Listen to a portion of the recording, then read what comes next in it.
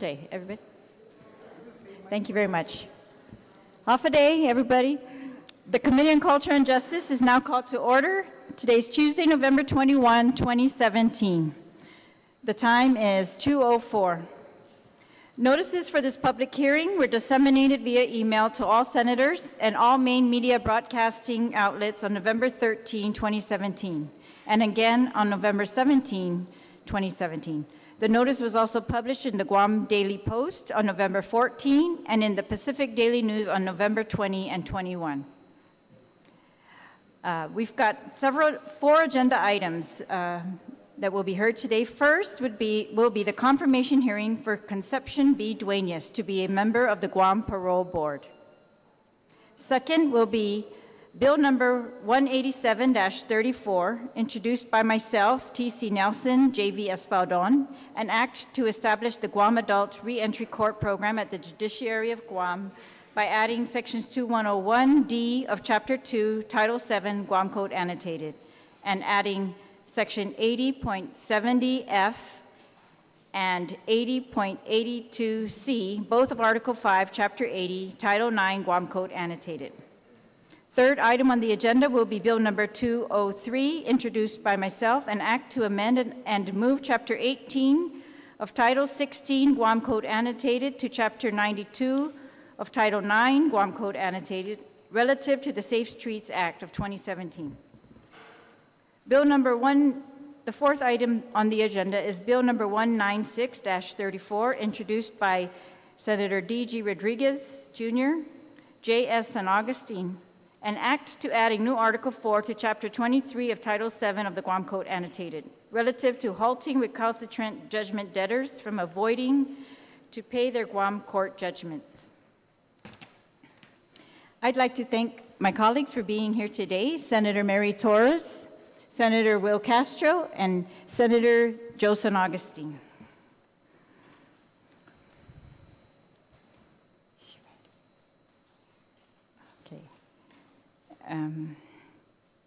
All right, we will begin with, I'm going to just rearrange the order. I thought, oh, sorry, she's here, okay. So we'll begin with a confirmation hearing for Concepcion B. Duenas to be a member of the Guam Parole Board. I'd like to thank those who have, if there's anyone here who wishes to testify on behalf of the confirmation, you may please come up to the panel and be seated.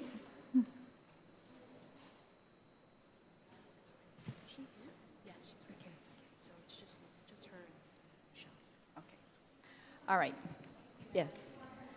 Yes. Yes.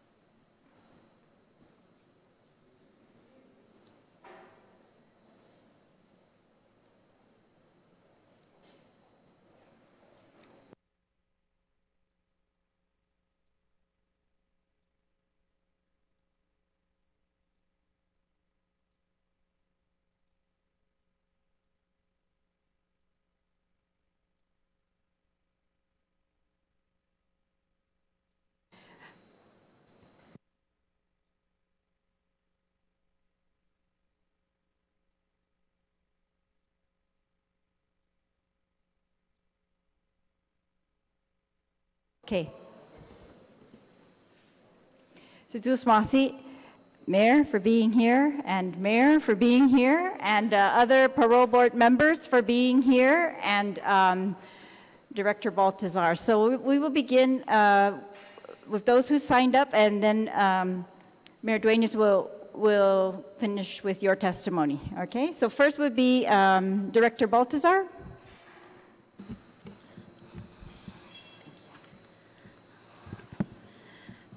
Buenas and half a day, Madam Vice Speaker and members of the Committee on Culture and Justice, Senators Torres, Senator Castro, and Senator San Augustine. Good afternoon. Thank you for the opportunity to testify in favor of confirming Concepcion B. Duenas to the Guam Parole Board. I just have a brief testimony today. I've known Auntie Connie, as she is effectively known, since 2003, so about 15 years, almost 15 years now. It was my first foray into social services as a victim advocate and outreach coordinator for Vero, and Auntie Connie was our chair of board of directors. I learned much from my interaction with such a beloved former mayor over the years, and what it means to lead with compassion and character, to be a quiet and sustaining force, and to serve humbly. Her fighting spirit and willingness to serve is truly admirable and should be embraced. For these reasons, she would be an asset to the parole board who could truly use her years of wisdom. Thank you for this opportunity. Sedus Maasi, Senen Fembinan DC. Thank you very much. I'd like to note that the parole board is under the Department of Corrections right now, so yes, ma'am. Very relevant. Thank you very much. Chairman Taitano, Chairperson Taitano, sorry. Yes, ma'am. Half a day. Madam Vice Speaker, Senator Castro, San Augustine, and Therese, good afternoon. Undankala Sedus Masi for holding this confirmation hearing for Ms. Conception Connie B. Duenas, Dunkel and Sedus Masi, also for Governor Eddie Calvo and Lieutenant Governor Ray Tenorio, who endorsed and appointed Ms. Duenas to once again serve on the Guam Parole Board.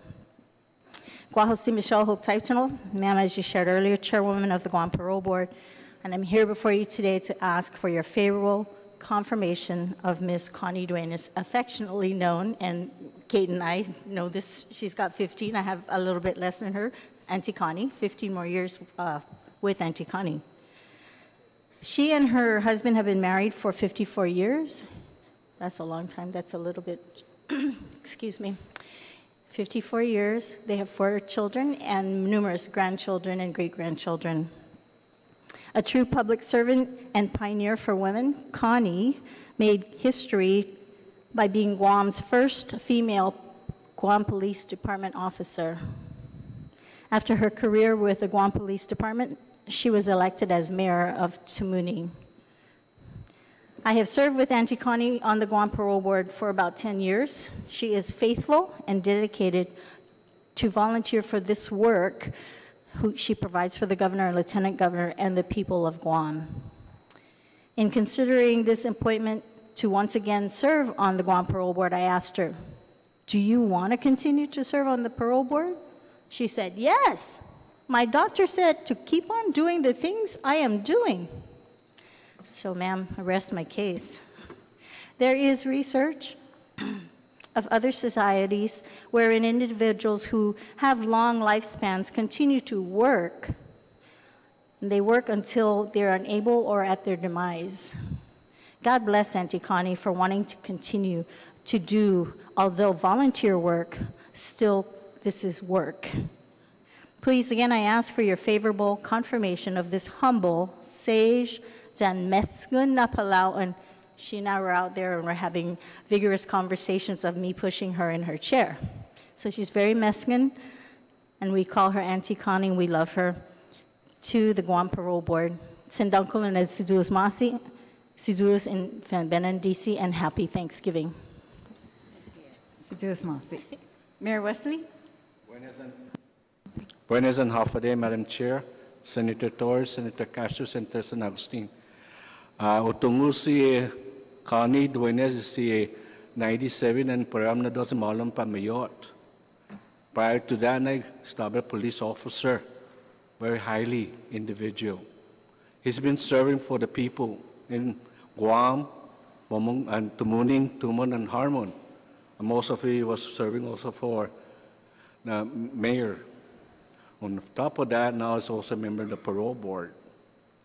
I highly supported her. She's very sentimental, also an angel for us, because she's always praying for us.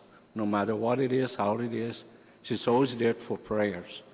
Again, Madam Chair and fellow senators, I would highly support on Madam Duenas.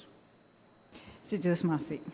I want to also note for the record that there are several people who signed up in support: Vicente Canata, Patricia Canata, Ronald Santos, Michael Roborski, Dean Taitagui, and those who have testified.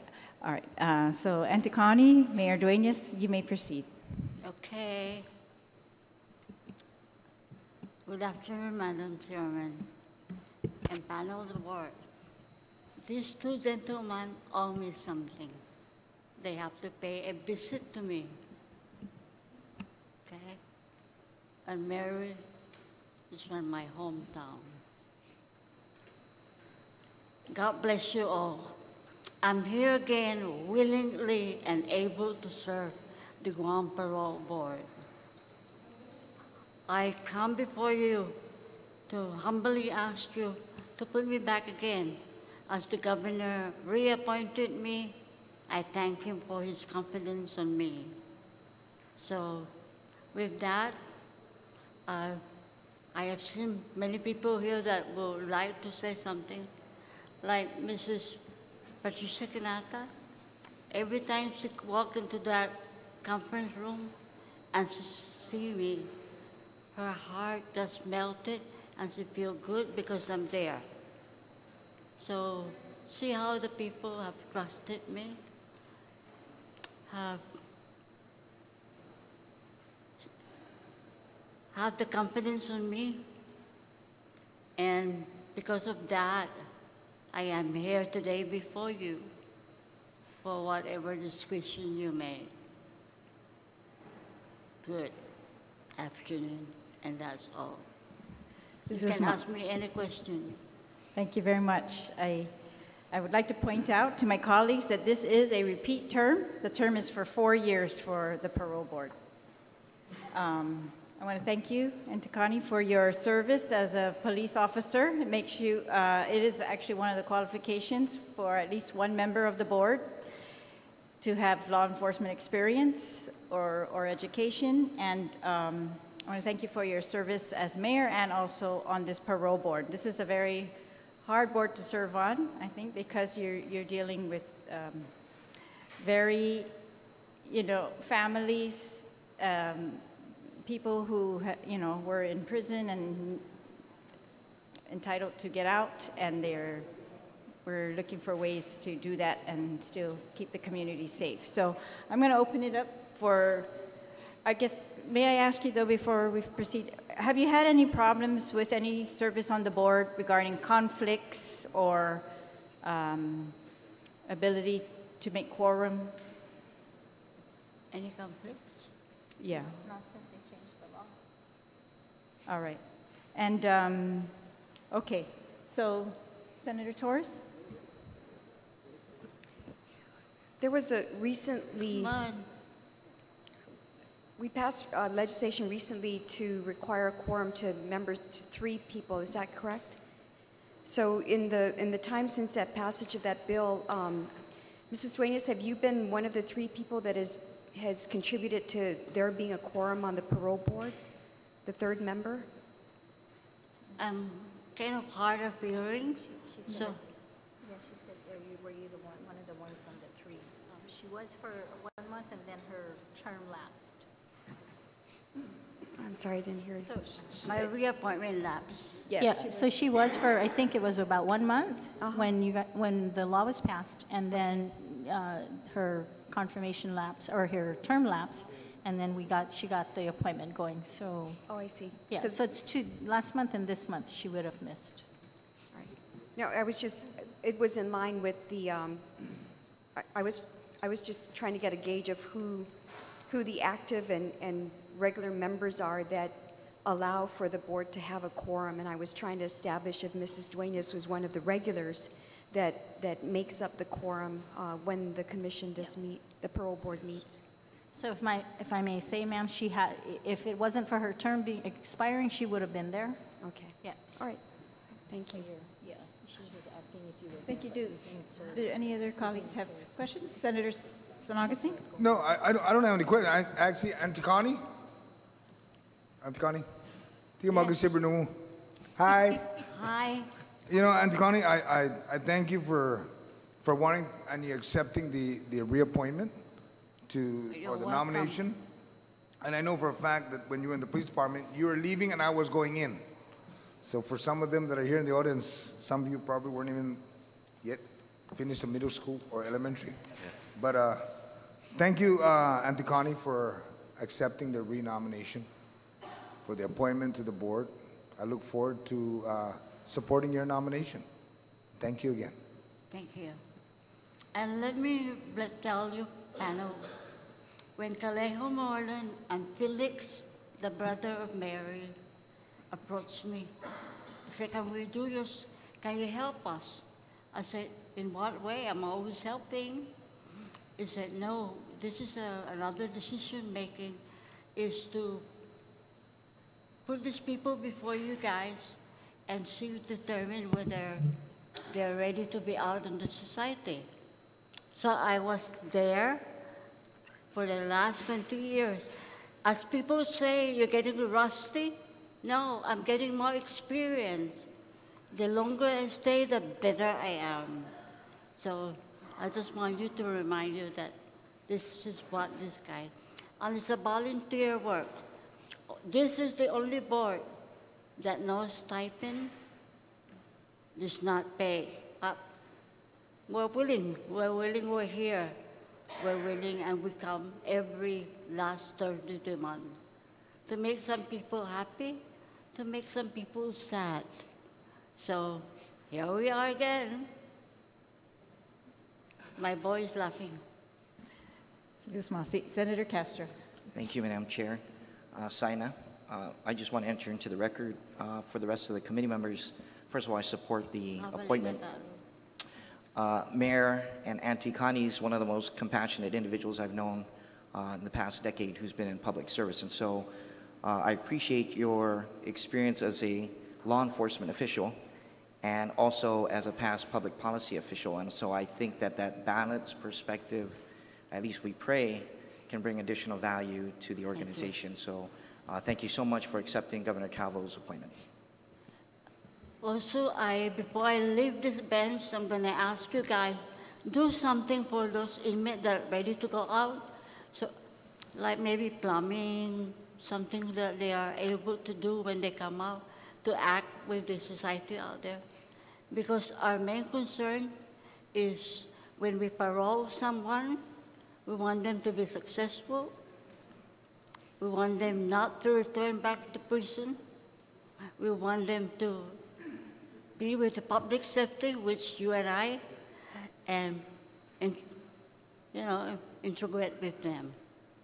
That's what we want them to do. Thank you very much. That's actually very relevant today because we've got the Deputy Director of the Department of Corrections, and we have members of the court, including the presiding judge, here to testify on a bill for exactly that purpose, for a reentry program, and that will be one of the bills coming up in this public hearing. So, all right, if there's no one else who wishes to testify, I'd like to thank all of those who have testified, and thank you again, Auntie Connie, for your service. We will accept additional testimony until November 24. You can submit testimonies to my office directly here at the Guam Congress Building at 163 Chalan Santa Papa Agatna 96910, or through email at senatorterlajeguam@gmail.com.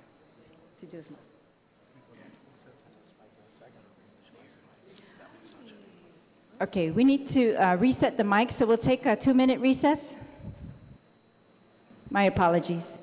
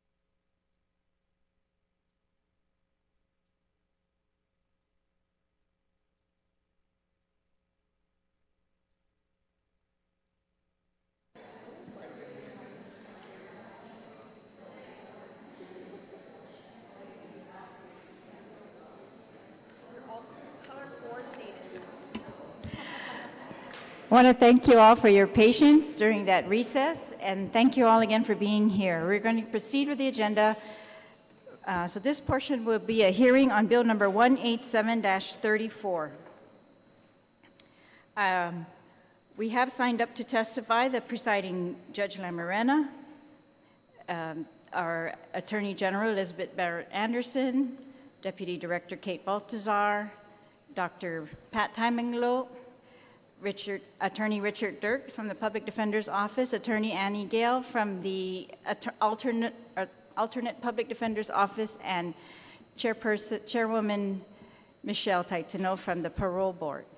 And we also have signed up in support Brian Swallow, Daniel Duenas, Gomez, Tony Gomez, someone, Ronald Santos, Melanie Brennan, oh, there you are, Denise Mendiola, Tony Latson, Mayor Wesley, Joanne Rivera, Christina Tovis, and Teresa Tayama from DOC. All right. Bill 187 would give the Guam Supreme Court the option to establish a Guam Adult Reentry Court program which intends to reduce recidivism, implement evidence-based practices, reduce prison overcrowding, and promote public safety. The Guam Adult Reentry Court program was created by the Guam Adult Reentry Court Task Force, which is comprised of private, public, and nonprofit entities, including the Judiciary of Guam, the Department of Corrections, the Parole Services Division, Guam Behavioral Health and Wellness Center, Guam Department of Labor, West Care Pacific Islands, Salvation Army Lighthouse Recovery Center, Oasis Empowerment Center, Office of the Attorney General of Guam, Public Defender Services Corporation, Alternate Public Defender, Guam Bar Association, University of Cincinnati Corrections Institute, the Department of Public Health and Social Services, Guam Housing and Urban Renewal Authority, Department of Revenue and Taxation, GCA Trades Academy, Guam Community College, and Catholic Social Services. The bill would authorize the Judiciary, the Department of Corrections, and the Parole Board to enter into a memorandum of understanding for the purpose of implementing the Adult Reentry Court program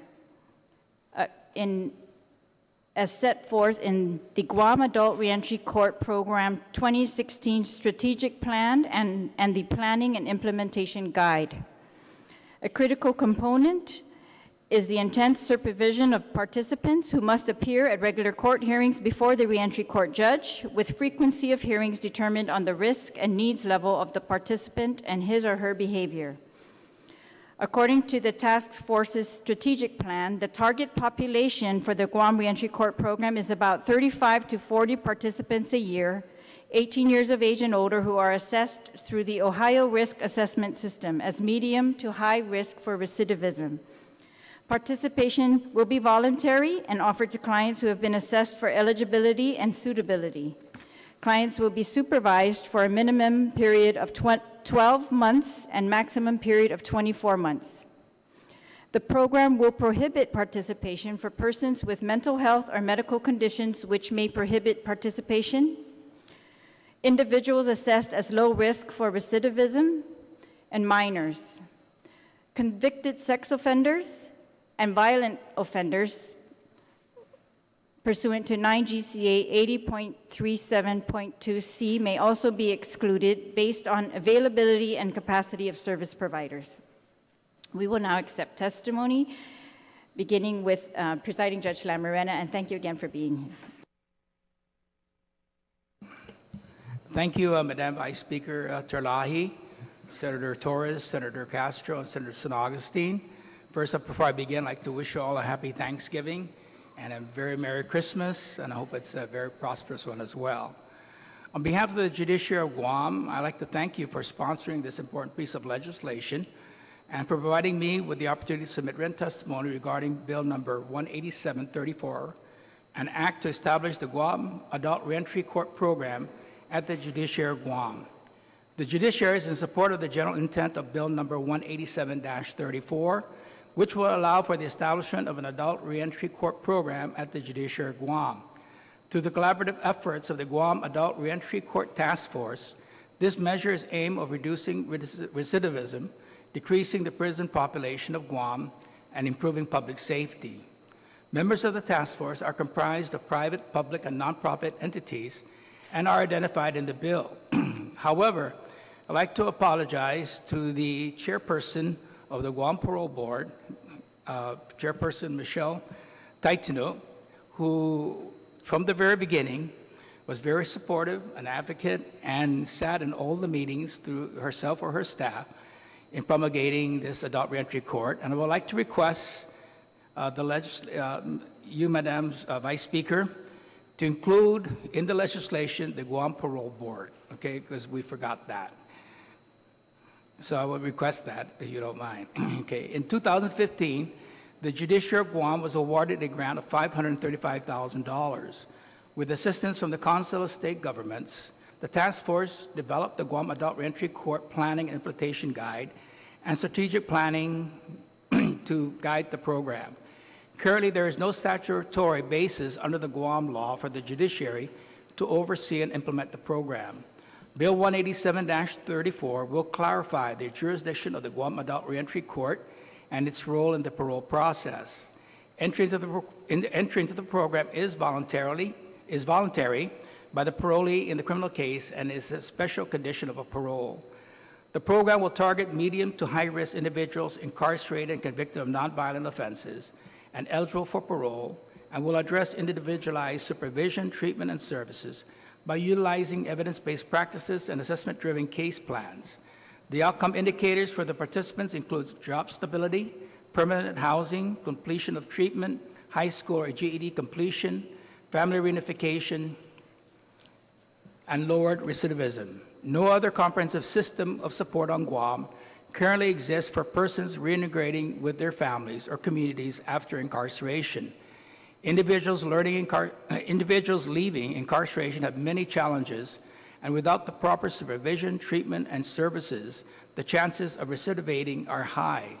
The Parole Service Division has indicated that the most common inmate concerns with reentry into the community are housing, transportation, substance abuse, employment, and identification. Guam has a high recidivism rate.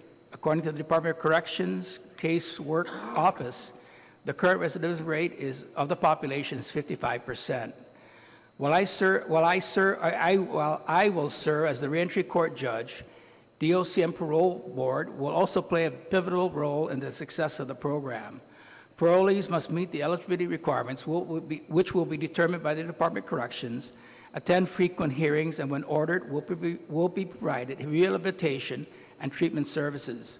As stated in Bill 187-34, the reentry court may terminate and refer a parolee who fails to complete the program back to the parole office or the parole board for disposition. The implementation of this program, with guidance from the strategic plan, will help ensure continual treatment and services and support for individuals transitioning from incarceration at DOC to parole and back into the community, with the goal of reducing their chances of reoffending, addressing the revolving door syndrome, and improving public safety. Again, Madam Chairperson, thank you for sponsoring this legislation, and thank you for giving this opportunity to provide testimony in support of this legislation. Thank you very much. Thank you very much. Are you able to stay to finish the hearing, Judge Lamarana?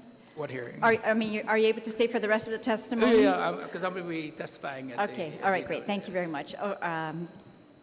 Attorney General Barrett Anderson. Good afternoon, Madam Chair and members of the committee, and likewise, happy Thanksgiving and happy holidays I heard Christmas music today, and it was really nice. I don't have a written testimony on this, but I do support the reentry court. I was working with Judge Lamarana on the concept of reentry court when I was still on the bench.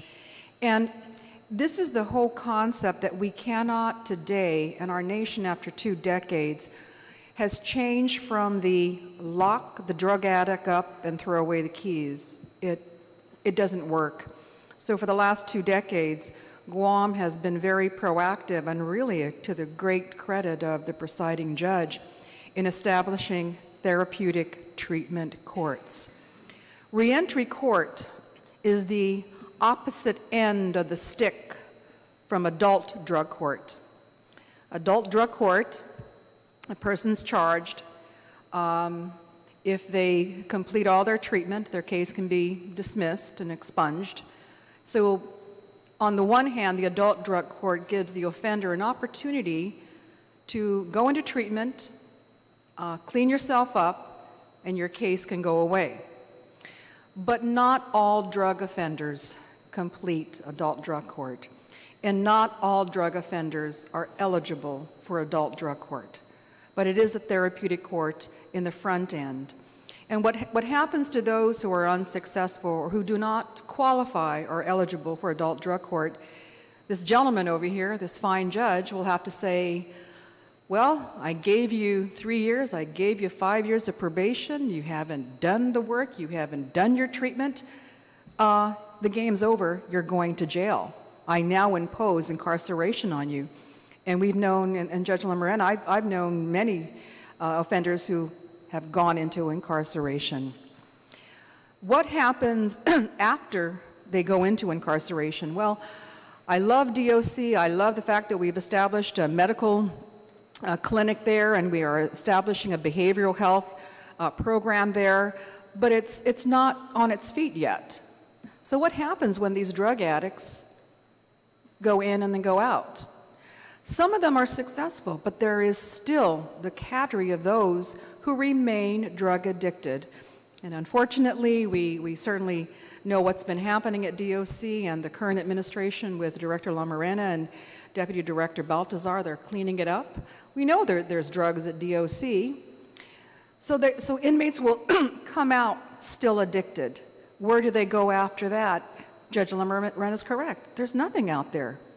True blessings of our parole board, but they're not therapeutic operated or trained.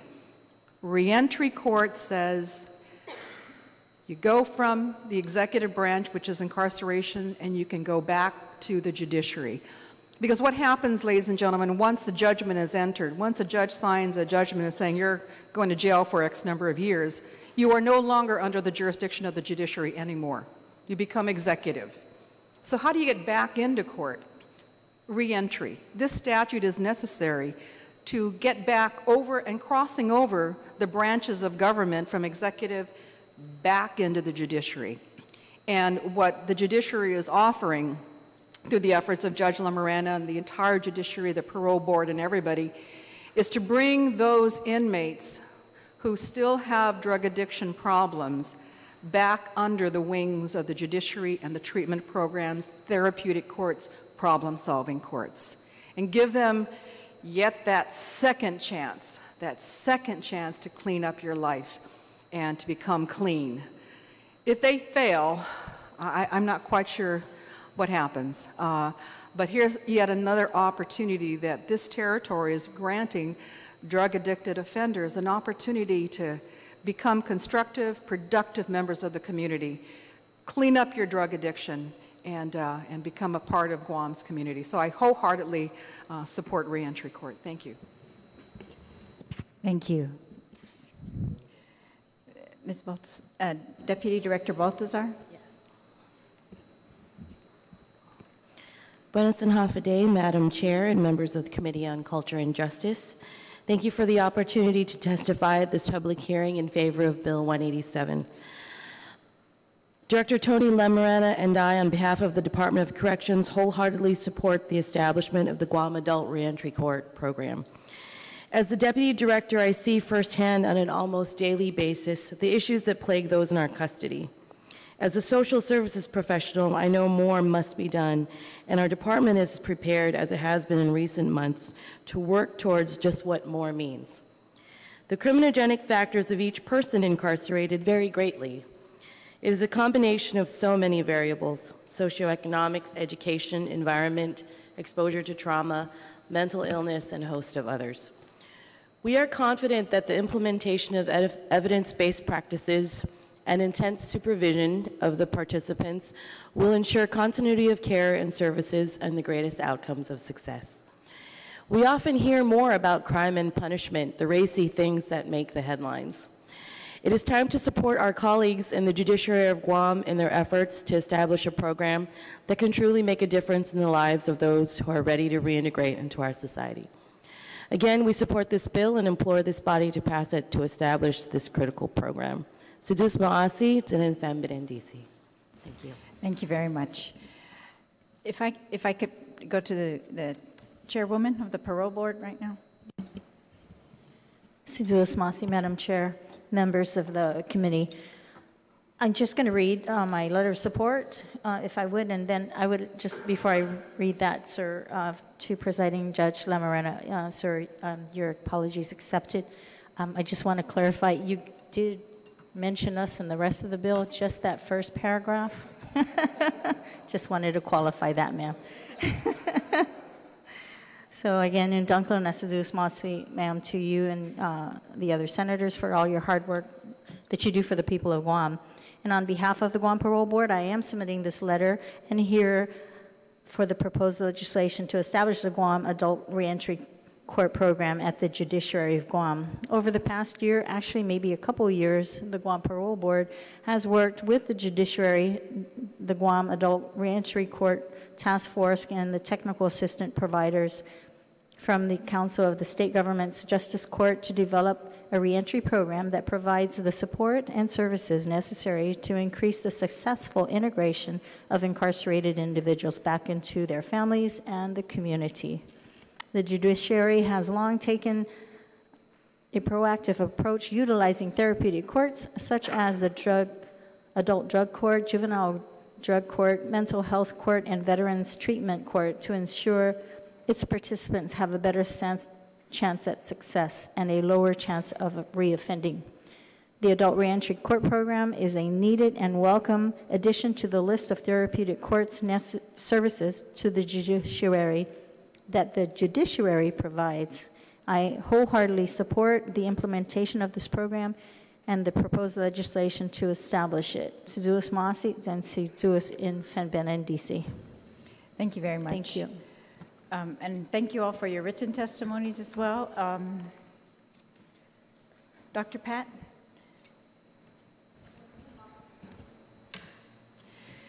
Buenas and half a day. Over the last couple of years, there's been a concerted effort to address the high rate of recidivism in Guam, prison overcrowding, and improving public safety. One emphasis for the Adult Reentry Court is identifying the needs and risks through the use of the ORAS, or the Ohio Risk Assessment. These low and high risk individuals are provided with a different plan of action. They're not all treated the same.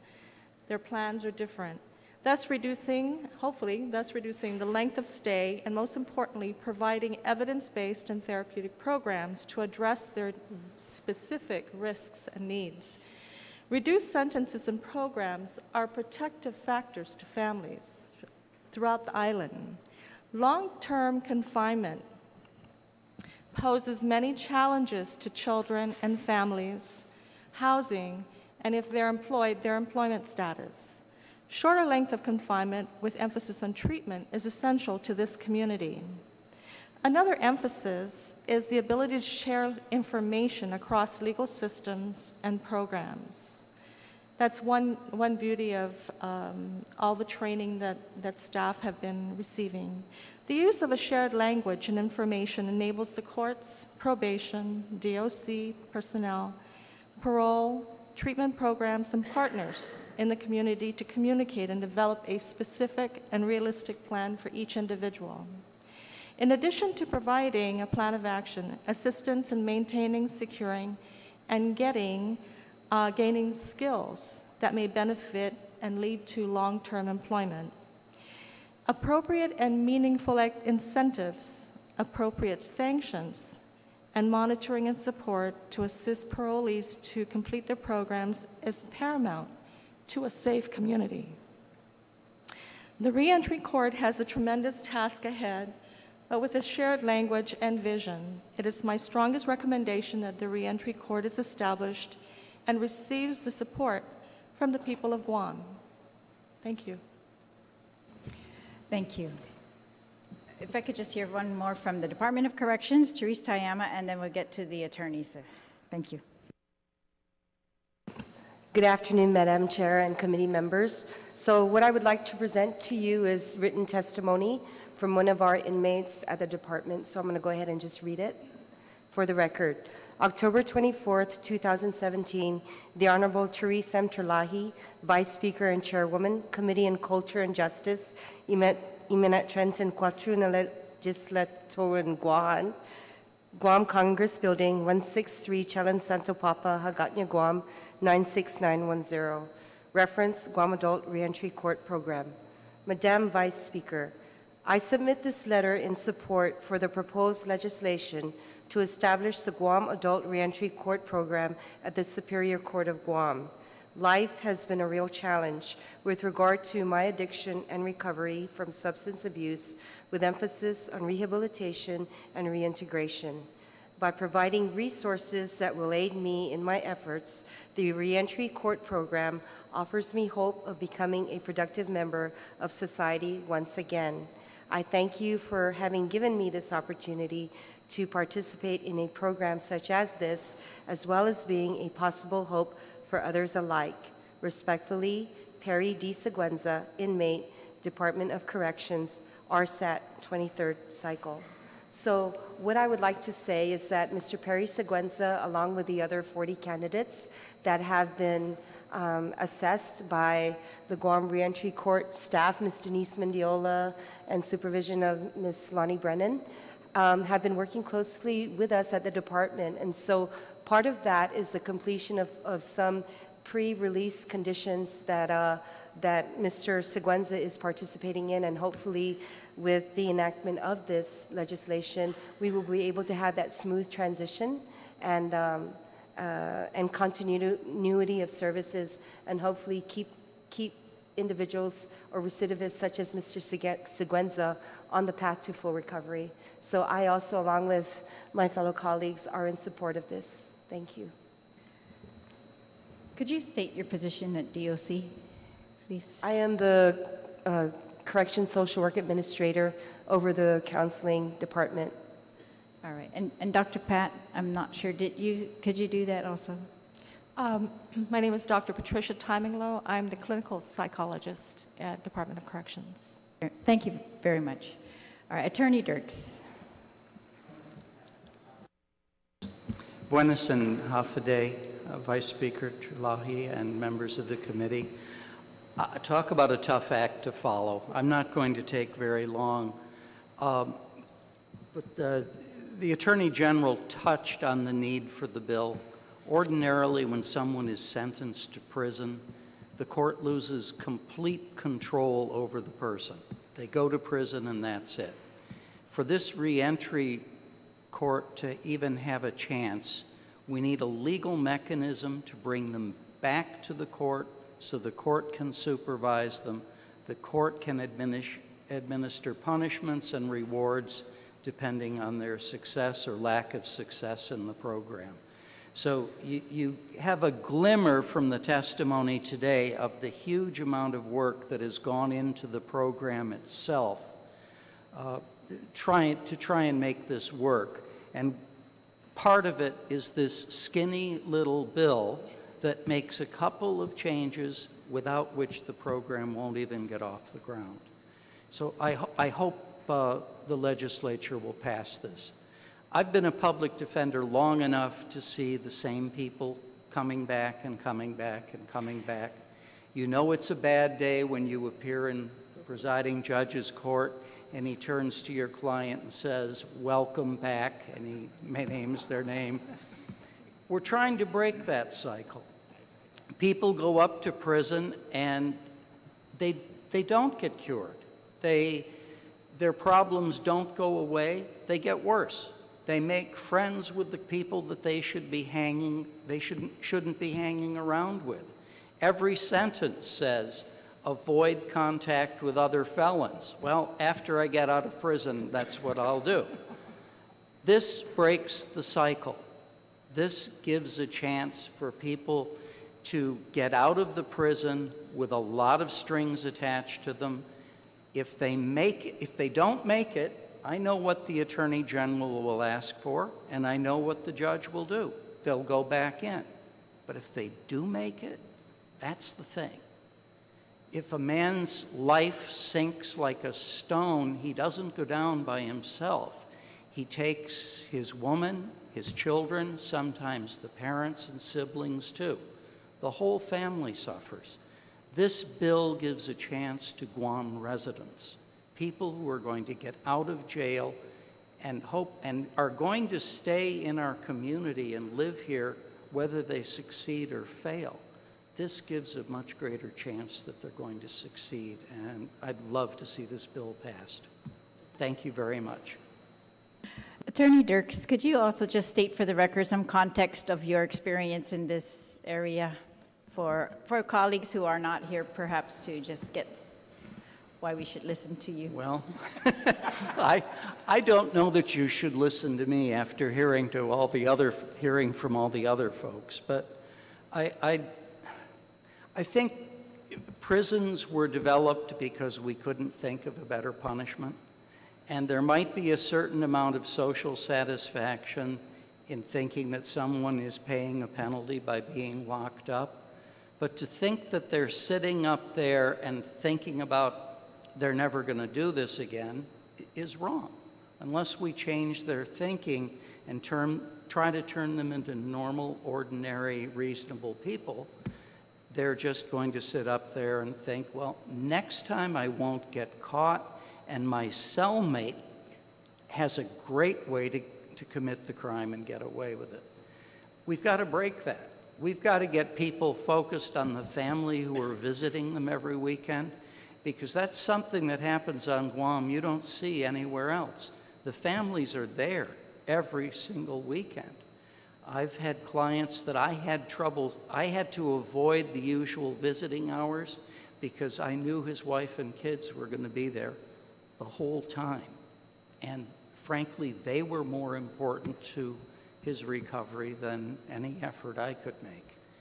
This gives our judges and our courts and all of the people who are involved in the program, in the system, a valuable new tool to take away the temptation to go back to crime. And I hope that helps. Yes, could you just also state your position at the public defender and how long you've had that? I've been with the public defender, I'm working on year 28. I was a prosecutor for a long time before that here and in California, but yes, with my boss is over there. But she's the only one who remembers that part of my life, I think. And I'm currently the deputy director, and we too are seeing, well, we see the same people come back. We punch the name into the computer and all the numbers scroll down. This is a chance to break that cycle. And I hope it'll be the first in a series of very important things we can do that will help our community. And this will save money too. We're not going to be paying for food and board once these folks succeed. So, thanks. Thank you. Attorney Gale, if you could also introduce yourself and thank you. Hi, Senator. My name is Annie Gale. I'm the managing attorney for the alternate public defender. I've been there for 13 years. I really don't have that much to add, simply because everybody has done it already and done so well. This is another one of those problem-solving courts that Judge Lamarena has graciously brought to Guam and has wanted to implement. And when he first brought it to Guam, we were all talking about it, and he says, we need this, and I'm going to make it happen. And look where we are. There is a part of the packet has that I think the reentry court team put together is really goes through in detail what the program is, how it will work. So if you have any questions on that, we can answer, but basically what we believe is that this program will give the people who are incarcerated hope. You know, when you lose hope, you pretty much lose a lot of perspective. But if there's hope, and then we have a whole team behind you, behind the parolee, they feel invested and they want to do better. So we would graciously ask for the support of the bill, and please pass it. Thank you. Thank you very much. If I could just ask a couple questions of the panel and then allow my colleagues to ask a couple questions, and then we will take testimony from anyone else who wishes to submit. I want to state for the record, we've also received in writing letters of support from the Department of Labor, the Department of Public Health and Human Services, Guam Behavioral Health and Wellness Center, and the Salvation Army Lighthouse Recovery Center, in addition to those who are here today. And one more was the University of Cincinnati from the chair of the School of Criminal Justice. All right, so could you clarify if this legislation is going to require, I heard you say, Judge, Your Honor, that you were going to be the judge that serves in this capacity for the reentry court. Will this require an additional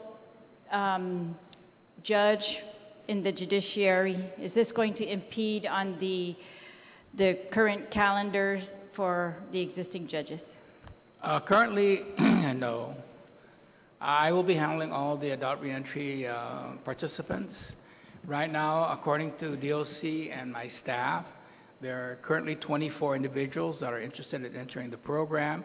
They fulfilled the first step at the Department of Corrections and started their treatment requirements as required by the program as they transition out to the public. But no, it will not take an additional judge.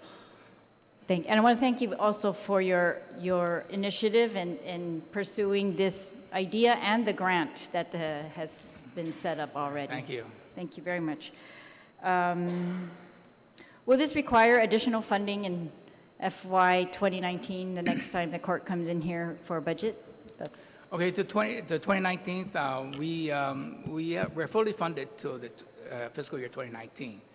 Right now, the only thing that's are funded, because we're already paying for most of the court staff, the probation officer, the treatment, will be paying for part-time treatment providers, paying a percentage of the salary of the case manager, and a percentage of the salary of the coordinator. all right. And what about the positions at Department of Corrections? Would this require additional positions at the Department of Corrections that are not currently funded? No, Madam Speaker, it will not. Thank you. All right, if any of my colleagues have questions, Senator San Augustine? No, Madam Chair, I just want to comment that I like the support that you have here for your bill. I like the issue that Mr. Dix brought up, that he wants to stop his reentry program going, keep people from going to his office and go through you to the courts, and that's the beauty about when he was at tail end speaking, and because of the number of folks that are in support of this, I actually look forward to seeing more of our constituents out there participating in helping building a better Guam. And that's what I'm looking forward to. All right, thank you. Thank you. Senator Castro? Senator Torres? Thank you, Mr. Chair, Madam Chair. My question was more about the grant, but it was asked and answered. But I just wanted to take this time to congratulate yourself, Presiding Judge, and the members of your task force for getting us to this point. It's quite an impressive program, and I think it's so relevant, not only to the time, but also to the other programs that you have currently in place in the judicial system. So congratulations to everyone. And I obviously support this legislation. Yeah, I'd like to also thank the Department of Justice for giving us this grant.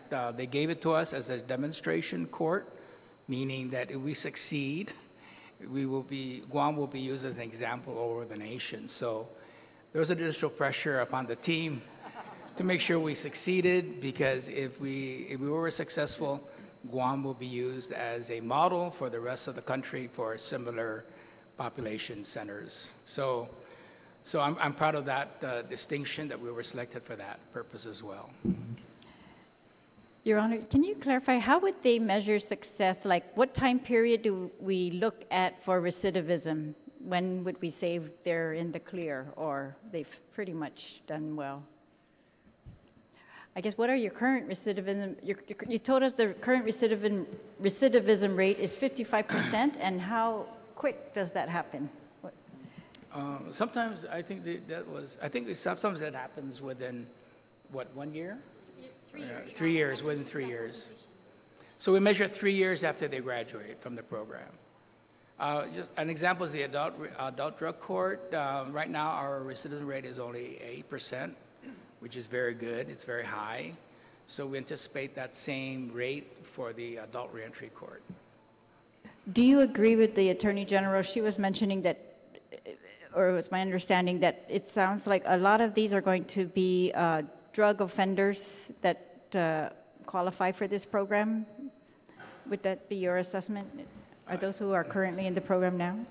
Well, everybody that does not fall under the crimes of 9 GCX section 90.37, which includes more of the violent offenses like homicides, criminal sexual conduct, aggravated assault, robbery, pornography, arson. So those people will not be entering that program. Everybody else with non-violent offenses, people that have committed burglary, theft, larceny, anything, drug and alcohol abuse, et cetera, that don't fall under that category will be eligible for that program. And there are quite a few of them in DOC already. All right, yes. I'd be curious to see the recidivism rates broken down by category, I guess, of crime, just to see where we are on that. But I want to thank you all again. Thank you very much for your being here, for your work on this bill. It's very clearly a lot of hard work to apply for the grant, to get the grant, and to put it in, to implement it immediately. So thank you for that, and thank you very much for your testimony. So I will dismiss this panel, and I'm going to check if there are any other people signed up to testify. The others in court, is there anyone else who wanted to give oral testimony? It doesn't look like it from this sheet. Dirk.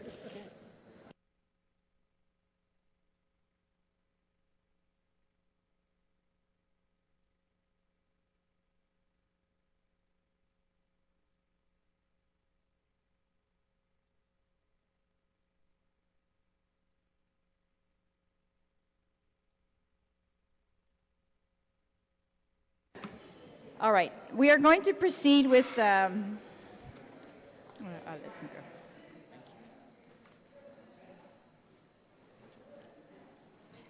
We're going to proceed with the hearing on bill number 203.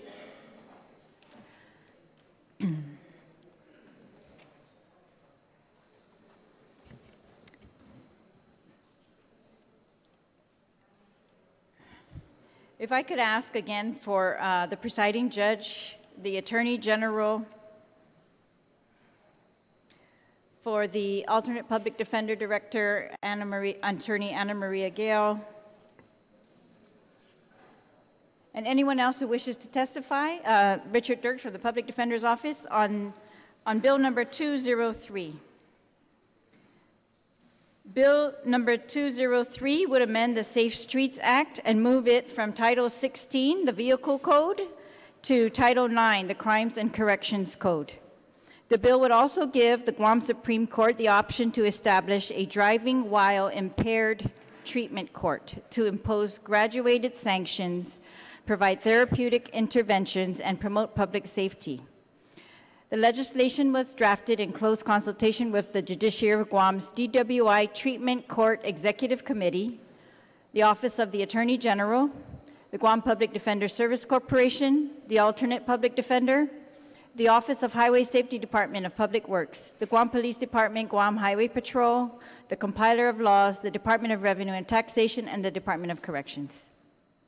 Some of the proposed changes to the Safe Streets Act include changing the terminology used from driving under the influence, or DUI, to driving while impaired, DWI. The bill maintains the current regulations, which make it unlawful to drive with a blood alcohol content of 0.08% for adults over the age of 21 and 0.0% for adults under the age of 21. It also maintains that it is unlawful to drive under the influence of controlled substance. The jail time for first offender of convictions remains the same and is a mandatory 48 hours, but not more than 1 year. The bill proposes to reduce the mandatory minimum fine for first offender convictions from $1,000 to $350 and the maximum fine from $5,000 to $1,000 for first offenders. The bill also calls for a 6-month suspension of driving privileges with the occupational driving privileges allowable. The jail time for second violation of driving while impaired remains the same, mandatory minimum of 7 days, but no more than 1 year. The maximum is currently 2 years. The bill proposes to reduce the mandatory minimum fine for second convictions from $2,000 to $1,000, and the maximum fine remains at $5,000 for second offenses. The bill also calls for a 1-year suspension of driving privileges with no occupational driving privileges allowed for second offenses. The jail time for third offender convictions for driving while impaired remains the same and is a mandatory minimum 90 days and a maximum of 5 years. The bill proposes to reduce the mandatory minimum fine for third convictions from $3,000 to $2,500, and the maximum fine remains at $5,000 for third offenses. The bill also calls for a 2-year suspension of driving privileges with no occupational driving privileges allowed. The jail time for fourth offender convictions for driving while impaired remains the same and is a mandatory minimum of 1 year and a maximum of 6 years. The bill proposes to reduce the mandatory minimum fine for third convictions from $4,000 to $3,000, and the maximum fine remains at $7,000. The bill also calls for a 3-year suspension of driving privileges with no occupational driving privileges allowed for fourth offenders. The bill gives it states that vehicular negligence that causes bodily injury to any person other than the driver is punished with jail time for a mandatory minimum of 3 years for a first conviction and up to 5 years for a prior conviction of driving while impaired. A mandatory minimum fine of $2,500 is required, and the maximum amount is $5,000. Suspension of a person's driving privileges cannot be for more than 5 years. These mandates are clarifications to the current statute. The mandates for vehicular homicide and vehicular homicide while driving impaired are also clearly listed in the proposed legislation. Another major change proposed in the Safe Streets Act is allowing the DWI Treatment Court, and this is really the center of this bill, is to allow the DWI Treatment Court to remove or reduce any restriction on a person's privilege to drive or reduce any fine imposed upon the person's successful participation in the DWI Treatment Court and completion of any terms or conditions imposed. This allows the DWI Treatment Court to provide incentives and interventions to encourage successful outcomes and reduce recidivism. The judge may order on completion of the DWI Treatment Court program. The judge may order the case dismissed and expunged. No conditional discharge or dismissals will be permitted for offenses involving serious injuries. And lastly, Article 2, which is regarding implied consent and suspension or revocation of driving privileges and license, and Article 3, which is regarding probation and general consideration of probation, were renumbered and moved from Title 16 to Title 9, but the content and language remain unchanged. So now we could proceed with Your Honor, Judge Lamarena. Thank you. I'm sorry. Thank you, Madam Vice Speaker Terlaje, for introducing this piece of legislation and for allowing me to provide testimony to amend the Safe Streets Act of 2017. The judiciary is in support of the general intent of Bill number 203-34, which will allow the establishment of the Driving While Impaired Treatment Court at the Judiciary of Guam. This measure is a combination of joint efforts with the Attorney General's Office, Public Defender, Alter Public Defender, Guam Police Department, Guam Behavioral Health and Wellness Center, and the Department of Public Works Highway Safety, which met regularly as a DWI Treatment Court Executive Committee. Bill 203-34 generally will amend DWI laws in several respects, including addressing not just driving while under the influence of alcohol, but also controlled substance that can impact the physical and mental abilities to operate a motor vehicle, modernizing the statutory division of impaired driving to include the results of new technologies to measure impairment, and giving more judicial discretion to take away driving privileges, impose fines, and incarceration. The most significant aspect of this bill, however, is to allow for the establishment of the Driving While Influenced Treatment Court, which is funded by a grant of approximately $350,000 awarded to the Judiciary of Guam from the Bureau of Justice Affairs. The new DWI Treatment Court program is modeled after the Judiciary's BJA-funded Adult Drug Court program and will provide treatment based on assessments such as determined by the American Society of Addiction Medicine, and utilizes the metrics model for group therapy. The DWI Treatment Court will address ever increasing caseload of DWI cases, which averages 450 cases per year. The data collected by the Judiciary revealed a total of 2,704 DWI cases filed over a 6-year period from 2010 to 2015. Of these cases, 370 were felony cases, 2,334 were criminal misdemeanor cases. The proposed legislation will support the judiciary's effort to reduce recidivism for medium and high-risk offenders and will try to address their risks, needs, and responsibility through the implementation of evidence-based practices and rehabilitation. The program will accept 40 adult male and female participants each year. Participants will become eligible after being identified as medium and high risk for their criminogenic behavior and high-need alcohol-dependent offenders, which may have co-occurring disorders, are repeat DWI offenders, or first-time violators with a BAC of 0.15 and higher. In further response to the disproportionate population of Chukis male violators, interpreting services by language assistance specialists will promote successful treatment while data clearly indicates a larger population may be served. The Judiciary will pilot a manageable number of participants based on past experience initiated by other therapeutic courts. The Judiciary has believed that the specialized courts are the best response to the increase of drug and alcohol abuse offenders in our Guam's criminal justice system, and to help reduce the level of recidivism. We have seen past success with other treatment courts and welcome their positive effect on alleviating caseload pressures and their therapeutic jurisprudence model.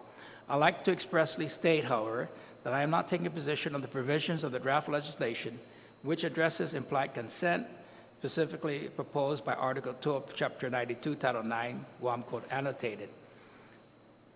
The DWI Court Executive Committee did not address these provisions, as they are policy determinations to be addressed by members of this legislature. Again, thank you very much for giving me the opportunity for provide written testimony, and thank you very much for introducing this piece of legislation. Thank you very much, Your Honor. Judge Barrett Anderson. Thank you, Madam Chair. My testimony is a little bit lengthy, but since this is a very comprehensive piece of legislation, please allow me to read my comments, and I will be open for questions. Thank you for this opportunity to provide supportive testimony on the enactment of Bill 203-37, an act to repeal and reenact the Guam Safe Streets Act, and to move the act from Title 16 to Title 9, 16 being the Vehicle Code, Title 9 being the Criminal Corrections Code. Work began in 2010 by the Judiciary of Guam, DWI Executive Committee, during my tenure as DWI judge to modernize the 1996 Safe Streets Act, more commonly known as our drunk driving laws.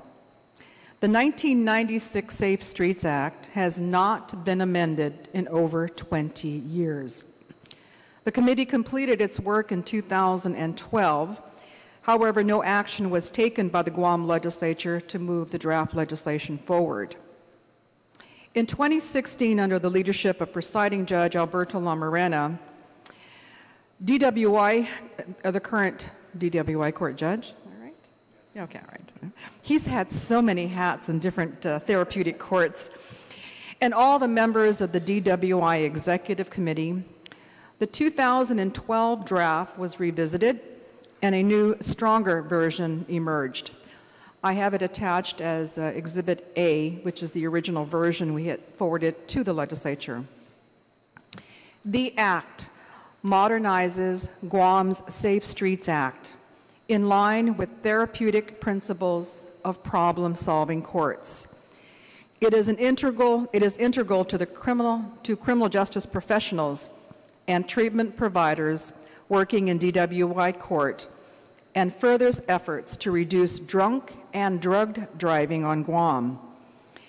It is important that those who violate the law by getting behind the wheel of a car, drunk or drugged, are held accountable for their actions not merely by paying a fine or serving time in incarceration, but through successful participation in court-mandated treatment programs that specifically address the risk of impaired driving.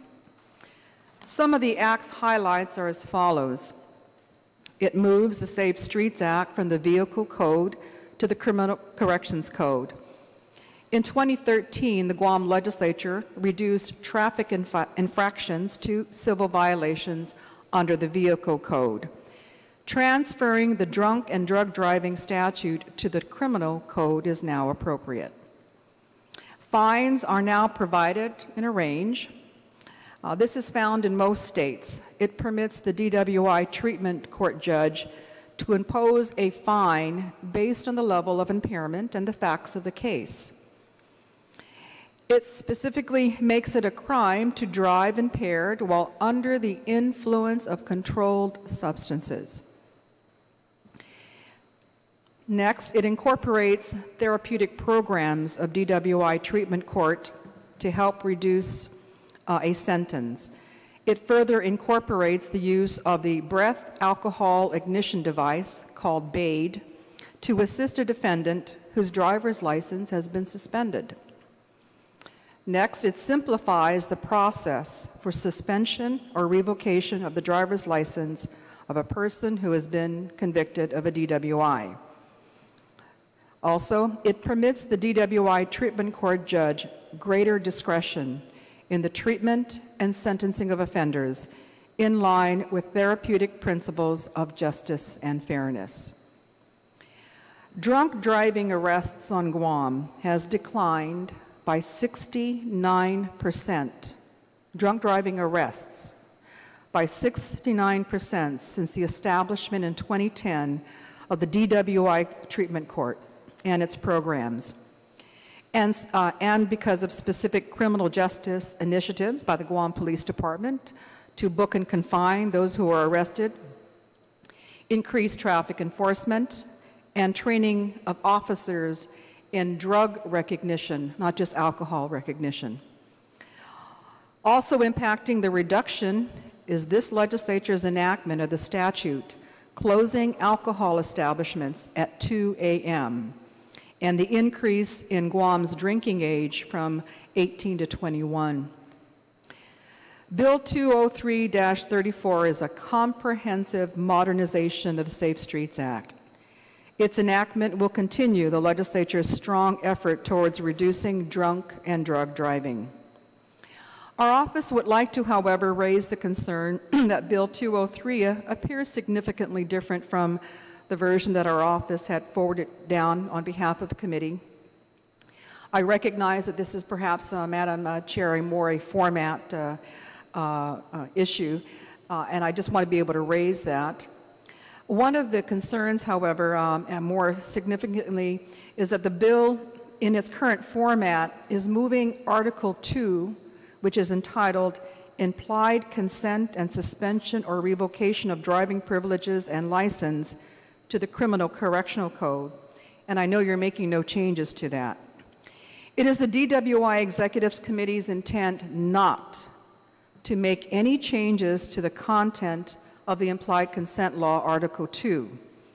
Implied consent statutes are presently being litigated in various court jurisdictions throughout the nation, and therefore it is premature at this time to make any changes to Guam's implied consent law. So, Senators, when this bill does make it onto the floor, and you hear one of your colleagues raise their hand, I want to make an amendment to the implied consent law, I ask you not to vote for that because we are not prepared at this time to change the implied consent law.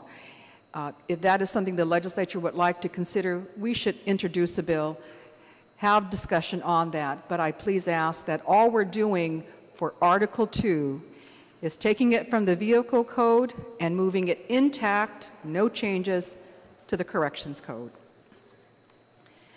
Madam Chairman had given me two questions before the hearing. I'd like to address those two questions. The first one is in regard to under Section 92-101M, does M, which is a definition of prior conviction, include as a prior conviction those who have been convicted of driving under the influence prior to the enactment of the new bill?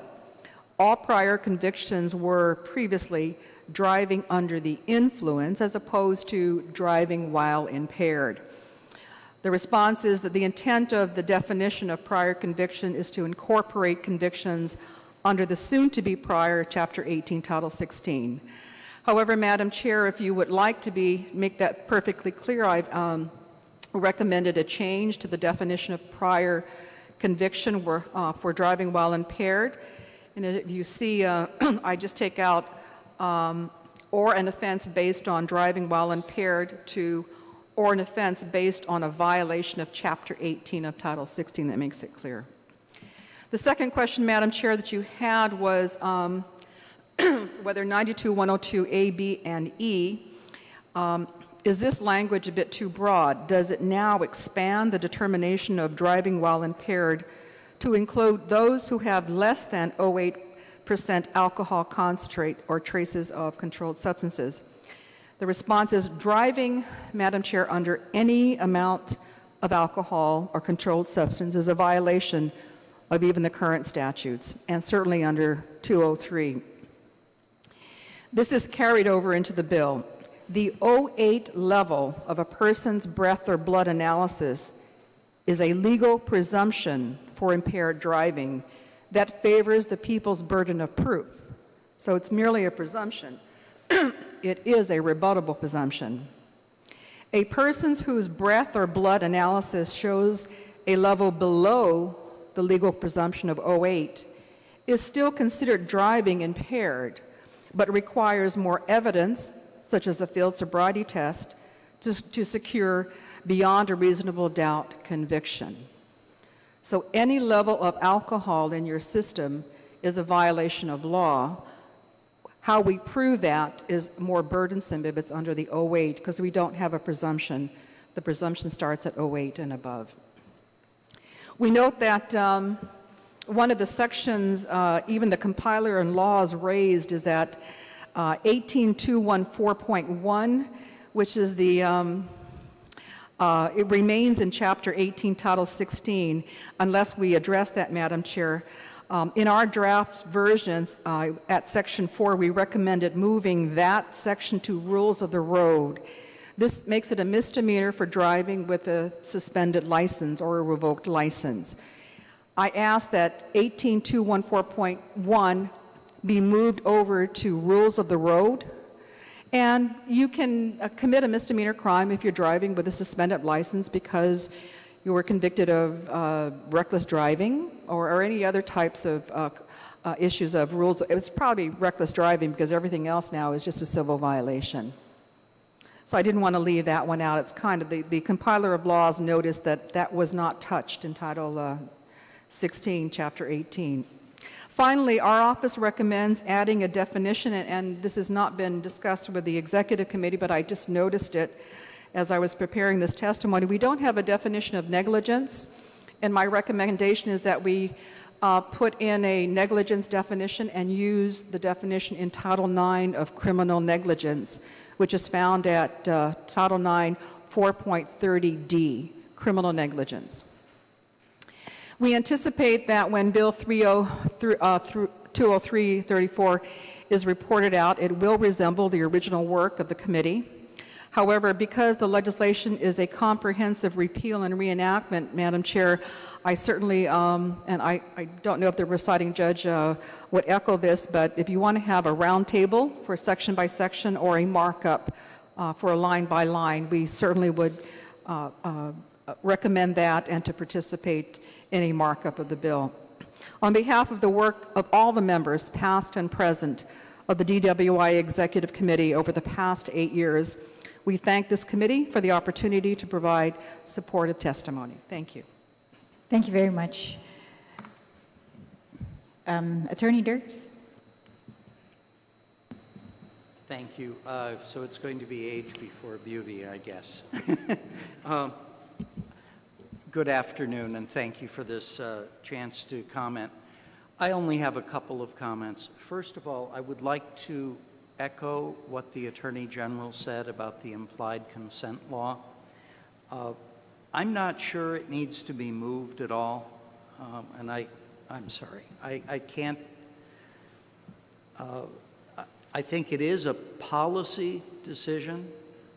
It might be fine staying in Title 16 for now, but I do want to emphasize that it should not be altered. This is being, right now it's good it's a good law on Guam.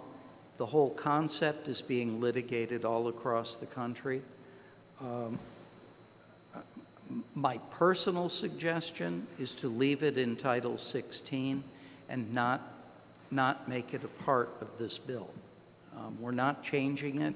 I don't think it needs to be moved at this point, and I think the Attorney General is exactly correct. If there comes a time when we need to revisit the implied consent law, the stakeholders should all sit down together, work with the legislature, and draft an appropriate bill. To see that part of this tinkered while we're working on the really substantive legislation, I think would be a mistake and might have potential effects that we can't really predict right now. My suggestion is just to leave Article 2 in Title 16. The other things are rather small. I also agree with the Attorney General about the definition of negligence. It has troubled me for a long time that ordinary negligence, if you happen to be impaired, is enough to support a conviction for vehicular homicide. So if you are making your way home from the bar, going 20 miles an hour with a .08 breath test, and coming in the other direction is a car full of bank robbers, also impaired, with a running gunfight with GPD, they crash into you, and you happen to be off on the shoulder, for example, which is ordinary negligence, and one of the bank robbers dies, you're guilty of vehicular homicide. I think that what we should look at instead is a definition of criminal negligence, so that it's more than just ordinary negligence. It's the level of negligence combined with impairment by ingestion of drugs or alcohol that makes this into a serious homicide case. I am in favor of the bill, so please don't take my little suggestions as saying that it ought not to go forward. Also, in our definition of a prior conviction, it references a prior conviction anywhere in the world.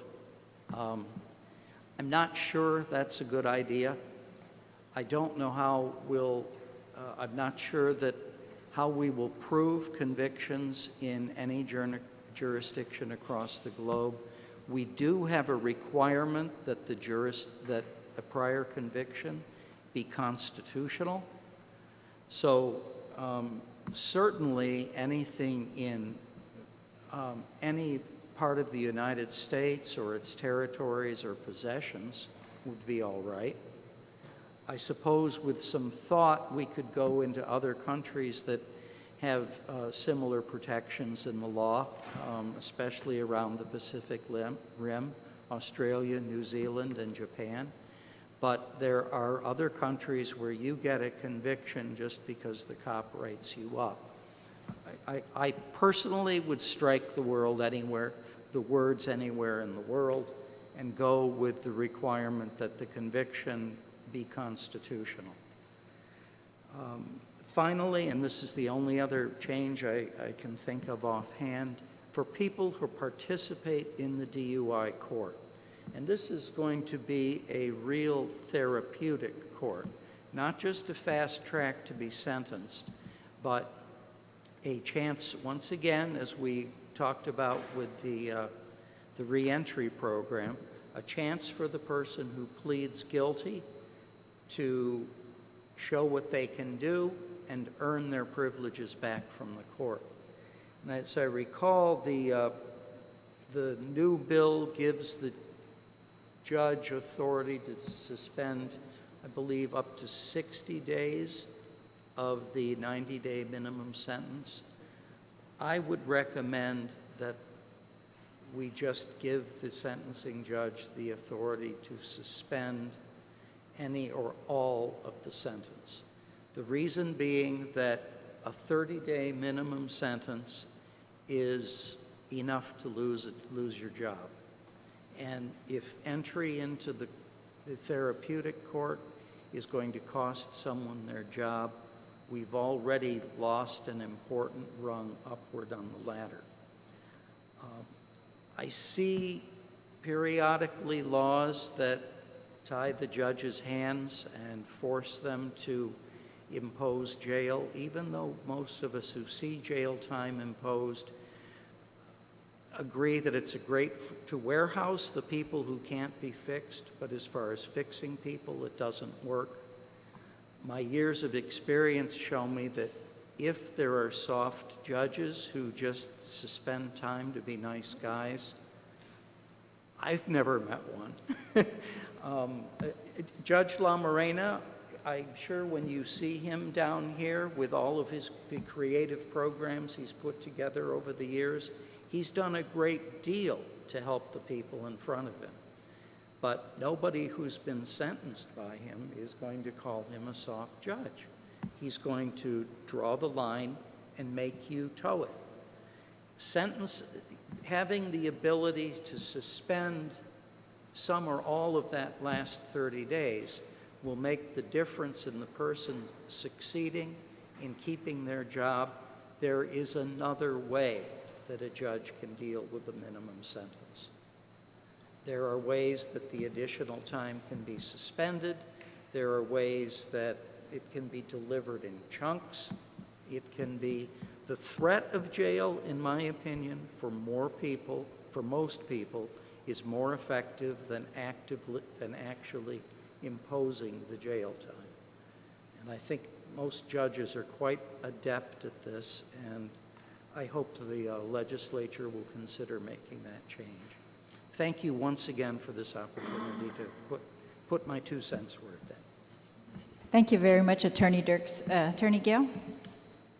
Good afternoon again, Madam Chair. I was on the committee with Judge Barrett Anderson and Judge La Morena in 2010 to 2012, and again on the DUI Court Committee in 2016 to the present day. Just like to ask for your support in this legislation. It's been a long time coming, and both former Judge Barrett Anderson and Presiding Judge La Morena have put so much effort into this legislation, and the DUI treatment court needs to be put into effect through legislation. We would ask that you consider supporting the bill. I don't really have that much to add to what both Presiding Judge and Attorney General Barrett Anderson has raised. So if you have any other issues, we can go. All right, thank you very much. I just had thank you, Attorney General, for answering the questions that we had sent to your office. I appreciate that very much, and for your suggestions, all of you, on improving the bill. Your Honor, if you don't mind, I'm going to ask again for the record a couple questions. Is this legislation going to require an additional judge for the court, and how will a judge be assigned to the DWI court? Madam Chairman, it will not, since a DWI court has already been established and it's been assigned to me at this point. There will be no need for an additional judge to do the DWI treatment court, because these people would have been in my DWI court anyway, so it doesn't add to my duties and responsibilities as a judge. As you know, under the administrative rule for the assignment of cases, all cases with a charge of driving while intoxicated or driving under the influence are assigned to DWI court. Currently, all these cases are assigned to DWI court and are assigned to one Superior Court judge. So it will not cause a necessity of an additional judge to do this. All right, and it won't delay the current court calendars, I guess, so since this is already being implemented. Yes, it's already, in fact, we have about 11, we just added one more participant. We have 11. I know the public defender and the APD have several people that are interested in the program, but they're waiting for the success of this legislation to decide whether or not they enter this program. And I think it's about, we identified about 10 or 20 of these people. So they're holding based on this legislation. So hopefully they'll be entering the program once this legislation has passed. Will this bill require, or this treatment court require additional treatment personnel to be hired at the court? Okay, as you know, Madam Chairman, we have already, Chairperson, we have already have a funding grant of $350,000, as I testified. It's good for until fiscal year 2019, is that right? Yeah, 2019. After 2019, we will probably ask for an additional funds to pay for the court coordinator, which is partially federally funded. It's locally funded almost, I think 93%, right? 93%. The court manager, which is also partially grant funded, that's locally funded, so that we'll be paying for the full salary of that. On the coordinator, we'll just add 7% more than what we're paying that person now. And of course, the drug kits are already locally funded, so that will not deter. And the part-time contract treatment providers are currently funded 100% by the grant, federal grant, and that will probably be necessary to grant them after 2019. But these are part-time counselors. These are not full-time positions. So depending upon how many participants are in the program, it'll fluctuate between the number of part-time counselors we will need in this program.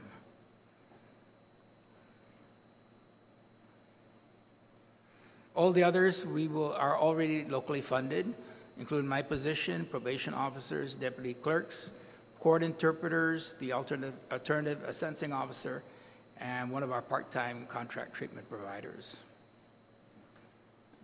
All right, thank you. Your Honor, could you just explain the incentives, how you will use those incentives as a judge? I mean, or how are I guess it's that flexibility in reducing fines, particularly, and sentence. Okay, right now, the way we're doing it is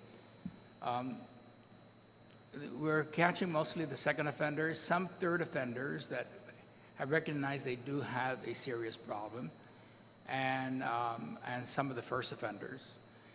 But we're having a problem because of this strict, I think the Attorney General and the defense counsels have mentioned that some of the requirements are very, very strict. And regardless of whether or not they enter the program, these are very strict requirements. Most of our participants right now do work, almost all of them.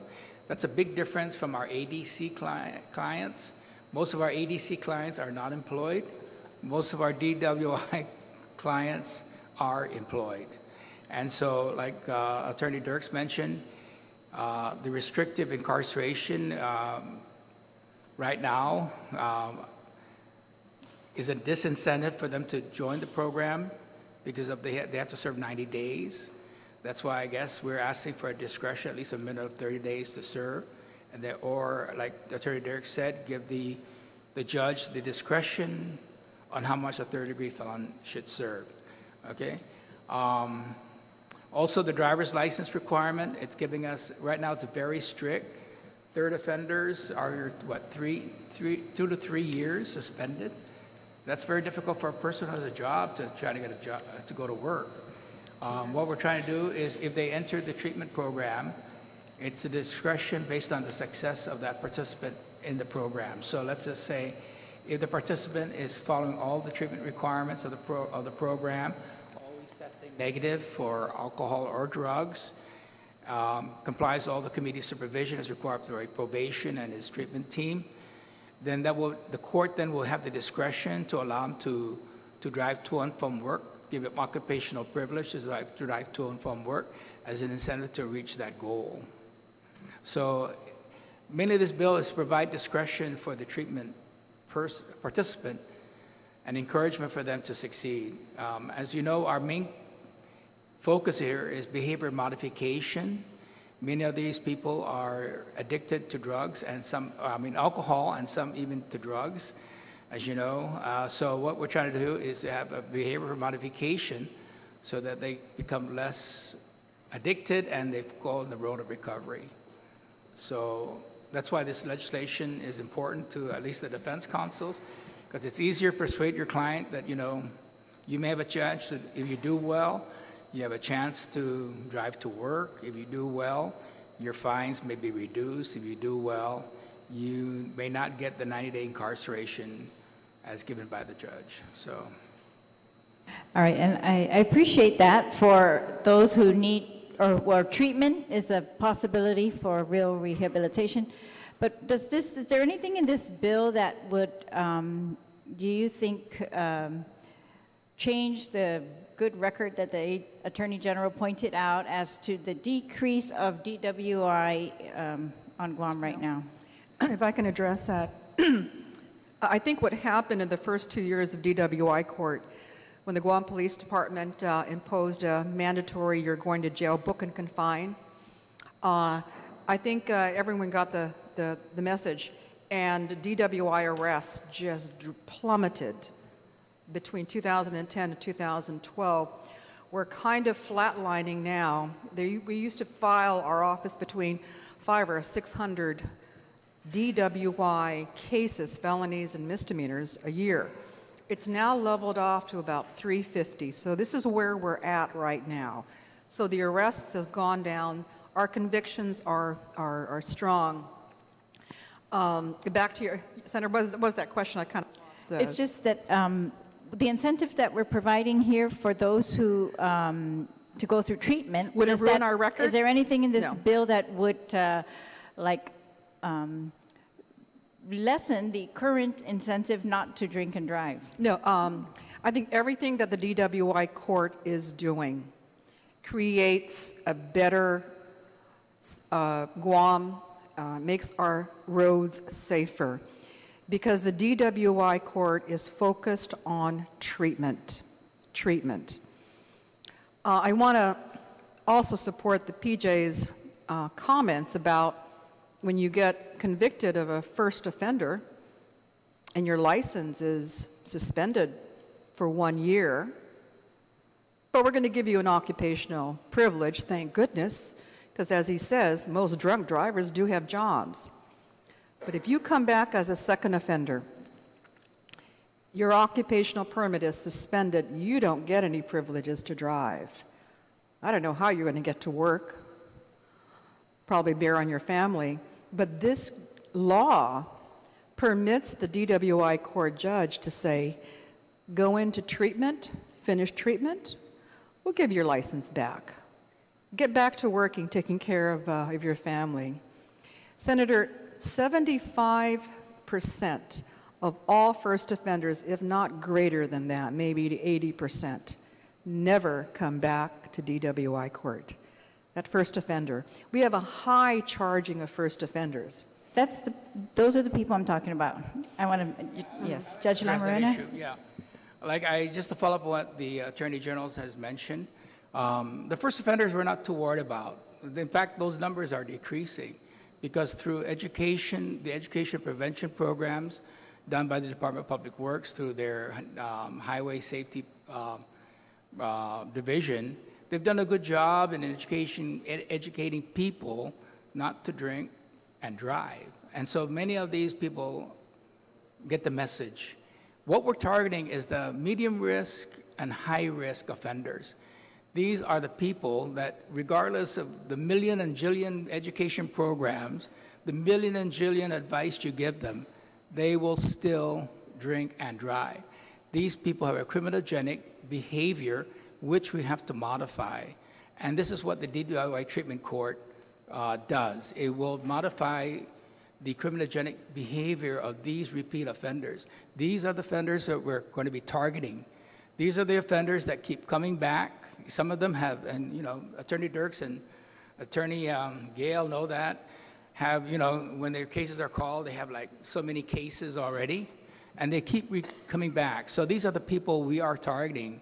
These are the people that are very dangerous on the road because they have a criminogenic nature, that they don't really care, you know, that they drive drunk and they don't really care who they hurt.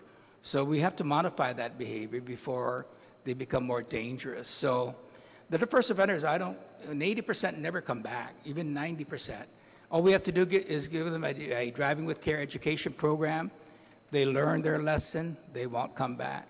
It's the 20% that we are very concerned about because these people have a criminogenic behavior. They don't really care who they hurt, who they endanger. They just drink and then they drive. They have no concern about anybody else but their addiction and their behavior. And that's what we're trying to target now. We want them to prevent them from harming many members of our community.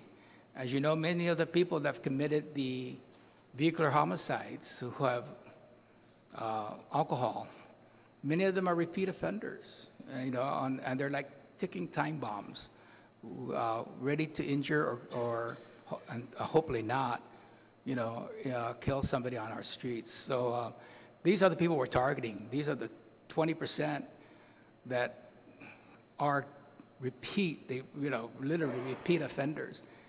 And sometimes, I know we have prior conviction of 5 years, but then we look at their priors and it's so lengthy that, you know, this is their 10th, sometimes 15th DUI charge, and they're still out on the streets. Many of them have never been really given intensive treatment to modify their behavior, and this is the group we're targeting. So, yeah, DWI is going down, but those are among the first offenders. Yeah. Those are who understand and get the prevention programs that the Department of Public Works is giving out there. But we're talking about the 20% who don't really care, whose criminogenic behavior just doesn't change, and they're willing to just do whatever they want to do. And Senator, we've been able now, because DWI court's been in existence for about 7 years, we now can see the second and third offenders because we weeded out the first and then the program started. And we really never kept the statistics. Our office keeps it for DPW. We now see the second offenders, and it's starting to increase, and the third offenders. And that's why this legislation, the DWI treatment court, as Judge LaMorena has it set up, is critical right now. We need to get to those second, third. I don't think we filed a fourth offender yet. I'm not aware of one, but okay, maybe we have a couple. Okay. Thank you. Yes, Attorney I Dirks. just wanted to add that many of the first offenders are not alcoholics. They're social drinkers. They make their way home. They get caught. The punishment is long and involved, and most ordinary people say, I'm never going to make that mistake again. If I'm drinking, I'm not going to drive. When you reach the repeat offenders, you're dealing with people who very often have an advanced alcohol problem to the point where, besides a criminal disregard for the safety of the rest of us, they also may not appreciate how impaired they are. They may need 2 or 3 beers just to feel okay.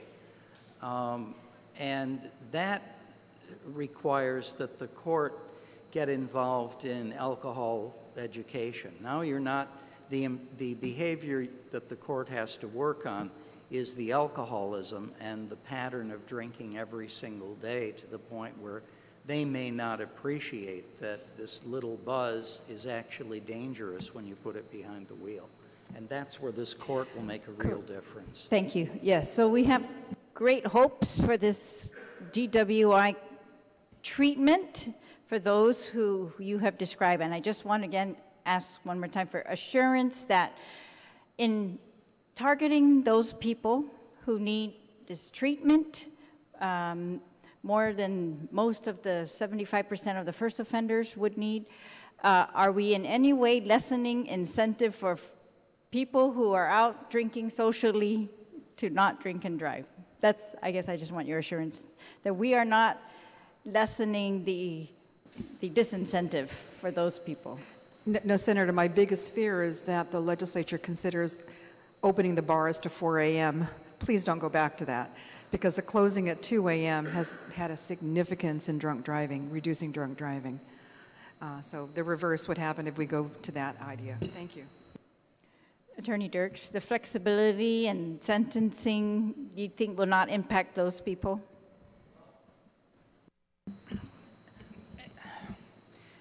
A third offender looking at a felony is somebody who's had 2 priors within the last 5 years.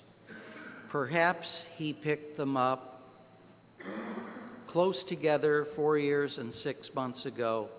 His current offense, he was drinking with his friends on the way home from work, went about a quarter of a mile, decided he'd had too much to drink, and pulled over to sleep at the mayor's office.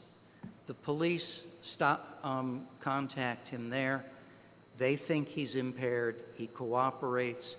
And while they didn't see him drinking, he's under the control, he is in direct control of an automobile. That could be his third offense in 5 years.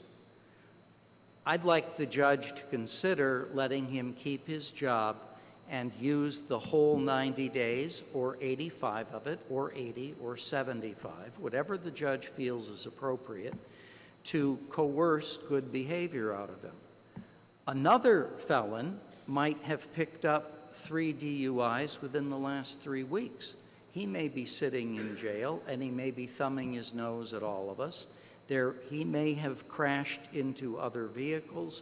There might be a series of alarming acts recently and close together. That guy may need 30 days or more to sit in jail under professional supervision to quit drinking.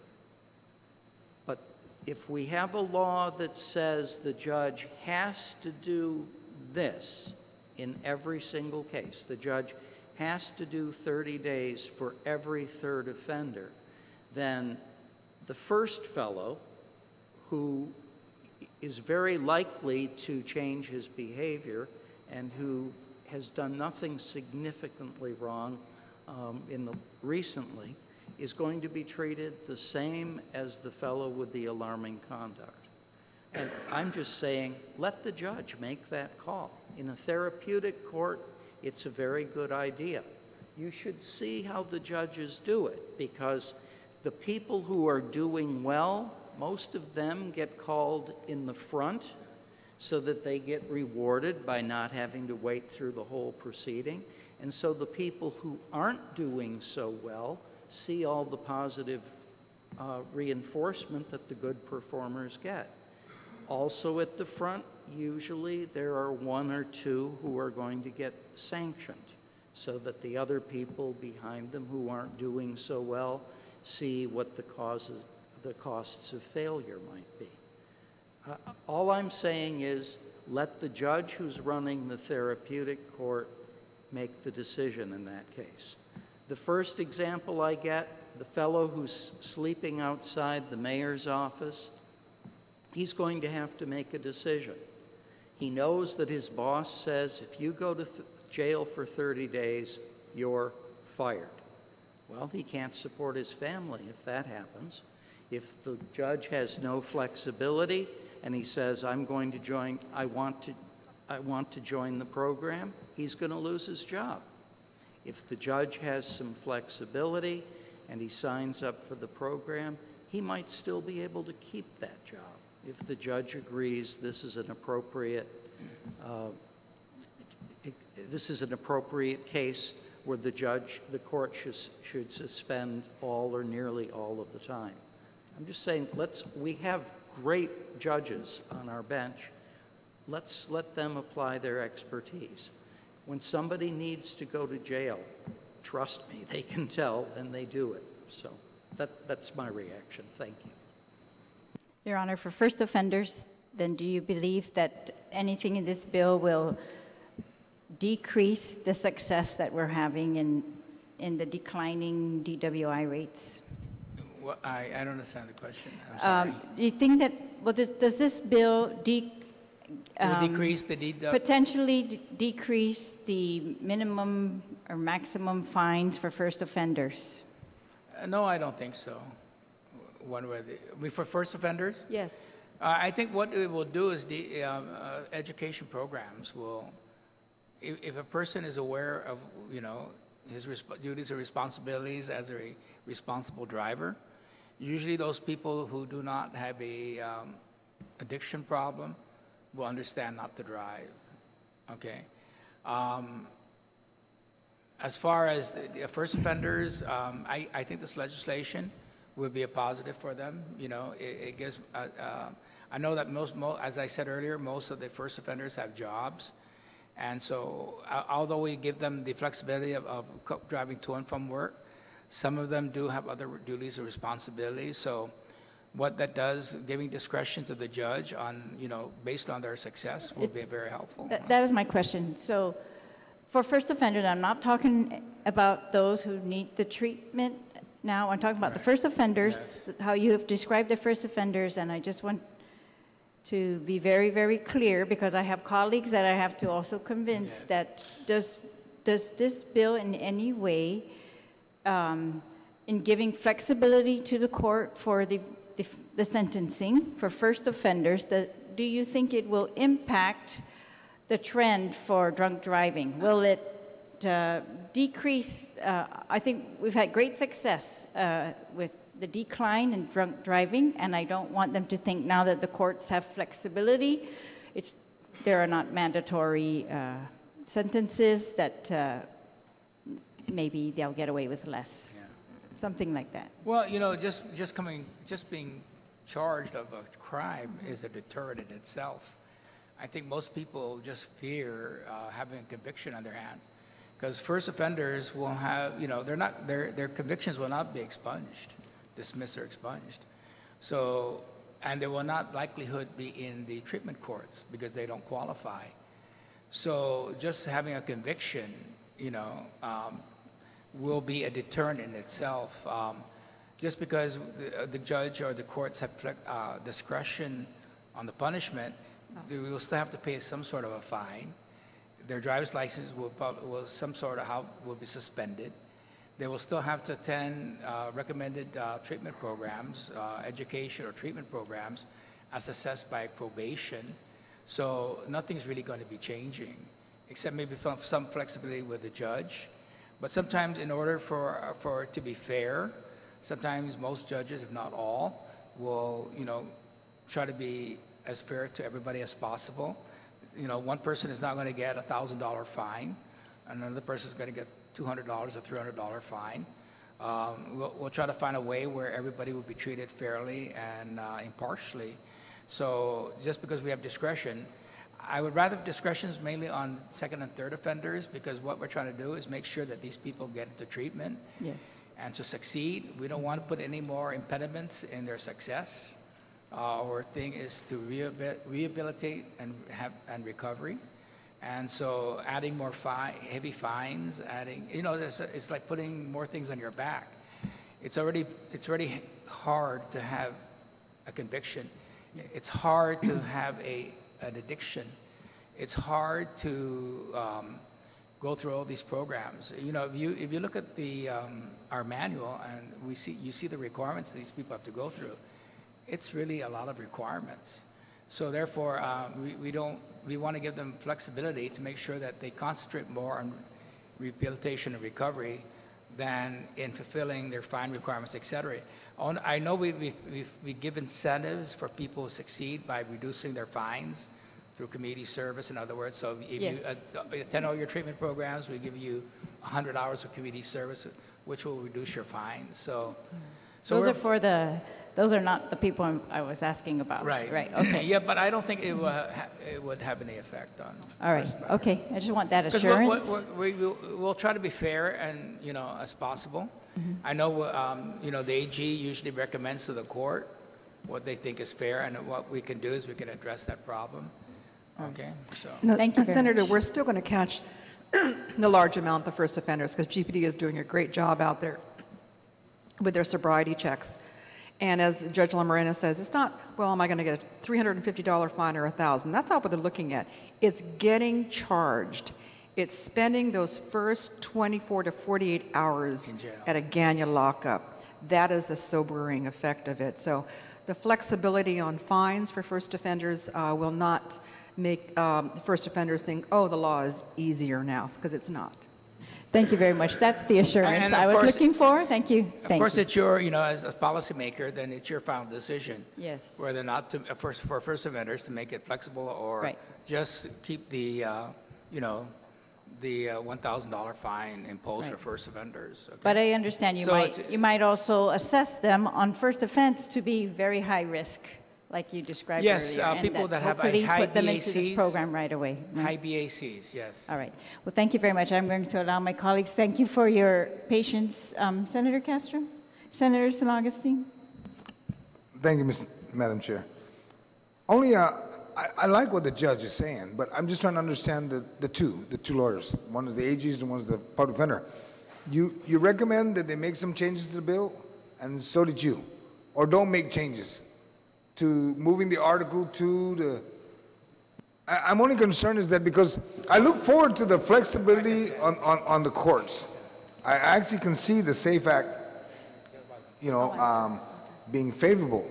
But I just want to make sure that the Madam Chair understand what your recommendation is, because once it gets to the floor, and I won't forget what you recommended, and if I don't hear it, then I won't be able to vote in favor of it, even though I like what the judge has mentioned. But I just want to make sure that your recommendation is put on paper so that when the chairwoman, Senator Terlaje, presents it on the floor, I can actually say, this is what the judge was asking for, is to take care of the people of Guam, get them educated, stop your drinking habits, change your way of life, because I want to keep you employed. I want the people to be safe. And that's the true message I think the judge is trying to send out there. You want to stop the re-entry at both offices, and yours just flowing. Senator, so that's all I wanted to make sure. The only difference in our testimony today between what I'm saying and what Mr. Dirks is saying regarding moving the substance of the drunk driving safe streets tax from 16 to the criminal code 9 is in reference to implied consent. What's happening here with Bill 203, there will be nothing left in Chapter 18, Title 16. Gone. Fini. Mr. Dirk says that, he would recommend that it stay in Title 16.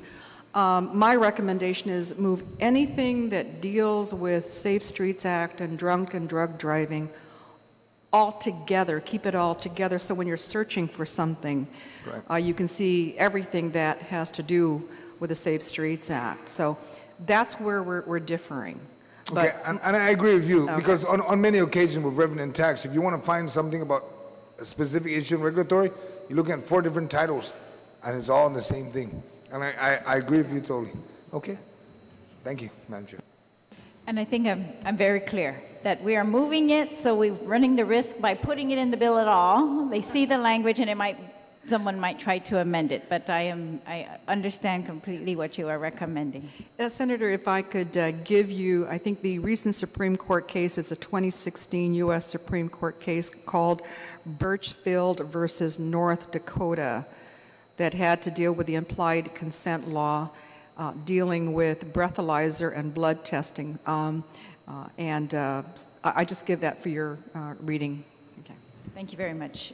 Senator Castro? Senator Torres? All right. All right, I want to thank you again for your work on this bill and your testimony today and your patience with all our questions. And is there any other person who would like to present testimony? There are other people who have signed up and stated their support. Oh, sorry. Just read this real quick. It's Bonita Blas, Regis Regis, Christina Tovis, Michael Michael Kanata, Ray Dunca, Cecilia Javier, Ann Senato, Jane Almandres, Dee Mendiola, Melanie Brennan, Tricia Suzuki. Thank you all very much. All right.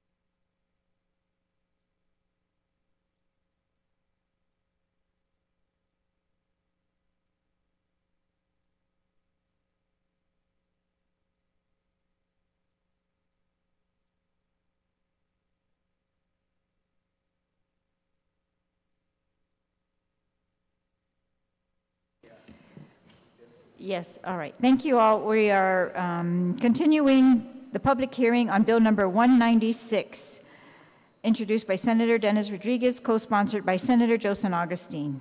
An act to add a new Article 4 to Chapter 23 of Title 7 of the Guam Code Annotated relative to halting recalcitrant judgment debtors from avoiding to pay their Guam court judgments. If there's anyone who wishes to submit testimony on this bill, please come and sit up on the panel. And I would like to ask Senator San Augustine to introduce the bill. Thank you, Madam Chair, and members of the committee. Bill 196 is an act to add, and you have identified it, a new Article 4 to Chapter 23. Ladies and gentlemen, we are blessed that Guam is a very, I'm going to read a statement from the sponsor who I've co-sponsored this bill. We are blessed that Guam is a very attractive to businesses from around the world that wants to capture a part of over $3 billion in economic activity that is generated by our island economy every year. Oftentimes, these off-island or foreign businesses look for a Guam-based person or a company to help them gain and maintain a foothold in our local market.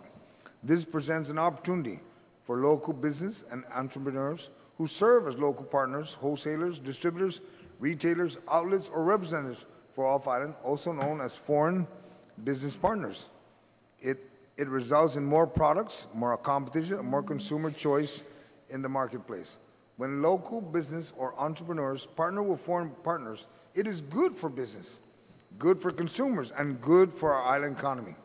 The vast majority of the time, these partnerships are long-lasting, profitable, and beneficial all around, to the partners, to consumers, to our island economy. However, and unfortunately, sometimes there are partners that do not work out and fall apart. When this happens, the local partner can be left holding the bag, owed money by their foreign off-island partners. Even if a local partner goes to courts of Guam and a court finds fault with a foreign partner and awards a judgment to the local Guam partner, it can be nearly impossible to enforce that judgment. When the foreign debtor drags their feet or refuses to pay the court-ordered judgment in a reasonable period of time, they become a recalcitrant foreign debtor. Currently, there is no mechanism in place to enforce payment by a recalcitrant foreign debtor. Bill 196-34 is that mechanism. Additionally, there's no means to discourage or prevent these recalcitrant foreign debtors from finding a new, different local partner and continue to profit from the sale of their goods and products to Guam consumers, while not making good on their owed debt to their previous local partner. Bill 196-34 provides that means. Bill 196 is about ensuring fairness in the 21st century global marketplace for local Guam business and consumers. Bill 196 allows Guam business own a judgment from a recalcitrant foreign debtor awarded by the courts of Guam to enforce that judgment by taking possession of the products or goods they continue to ship to Guam and sell or liquidate them until the full amount of the judgment is satisfied. This legislation works for Guam because of our unique customs zone standings versus other U.S. states and jurisdictions. It is an enforcement mechanism that can be locally leveraged in order to enforce judgments against foreign off-island companies that profit from doing business in Guam. This bill says to local business and entrepreneurs willing to enter into business arrangement with foreign entities, we have your back. It says to local partners, if in the event something goes wrong, and if you are left holding the bag, you will have more than just a court order that is very difficult and very costly to enforce beyond our shores to make yourself whole again. Senator Dennis Rodriguez has chaired the Committee on Economic Development, worked with GITA, Adelup, the Chamber of Commerce, GHRA, GVB, and individual businesses and entrepreneurs to make Guam as attractive as possible so we can land new and diversified investment from abroad. We heavily promoted ourselves as American in Asia and enumerate the many benefits and protection of U.S. business laws and business customs that are enforced and practiced here. We also promoted the local laws written to support and complement federal laws and local business customs. They are an important part of our economic toolbox. When passed by the legislature and signed into law by the governor, Bill 196 will become another one of these important tools.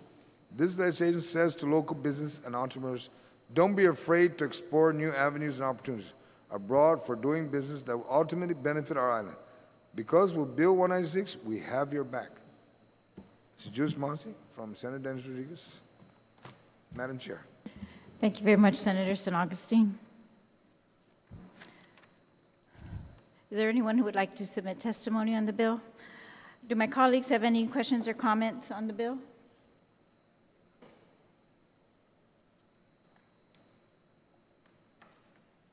Senator Torres.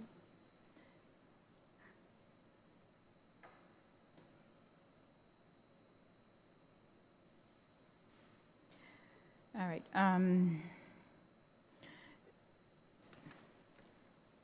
Senator San Augustine, I just wanted to note for the record also, or for the record, that Ricardo C. Duenas, the Chief Financial Officer for the Torres Group, has submitted a statement in support of Bill number 196-34. And I would also just like to clarify for the committee's purposes, the bill, it affects judgment debtors on Guam also. Yes, ma'am, it does. All right, so it allows us to obtain or to seek judgment against any assets that might be on Guam, and it even talks about assets outside of Guam. And it even allows this for foreign judgments upon proof of domestication in the territory of Guam. All right, if there's no other further testimony,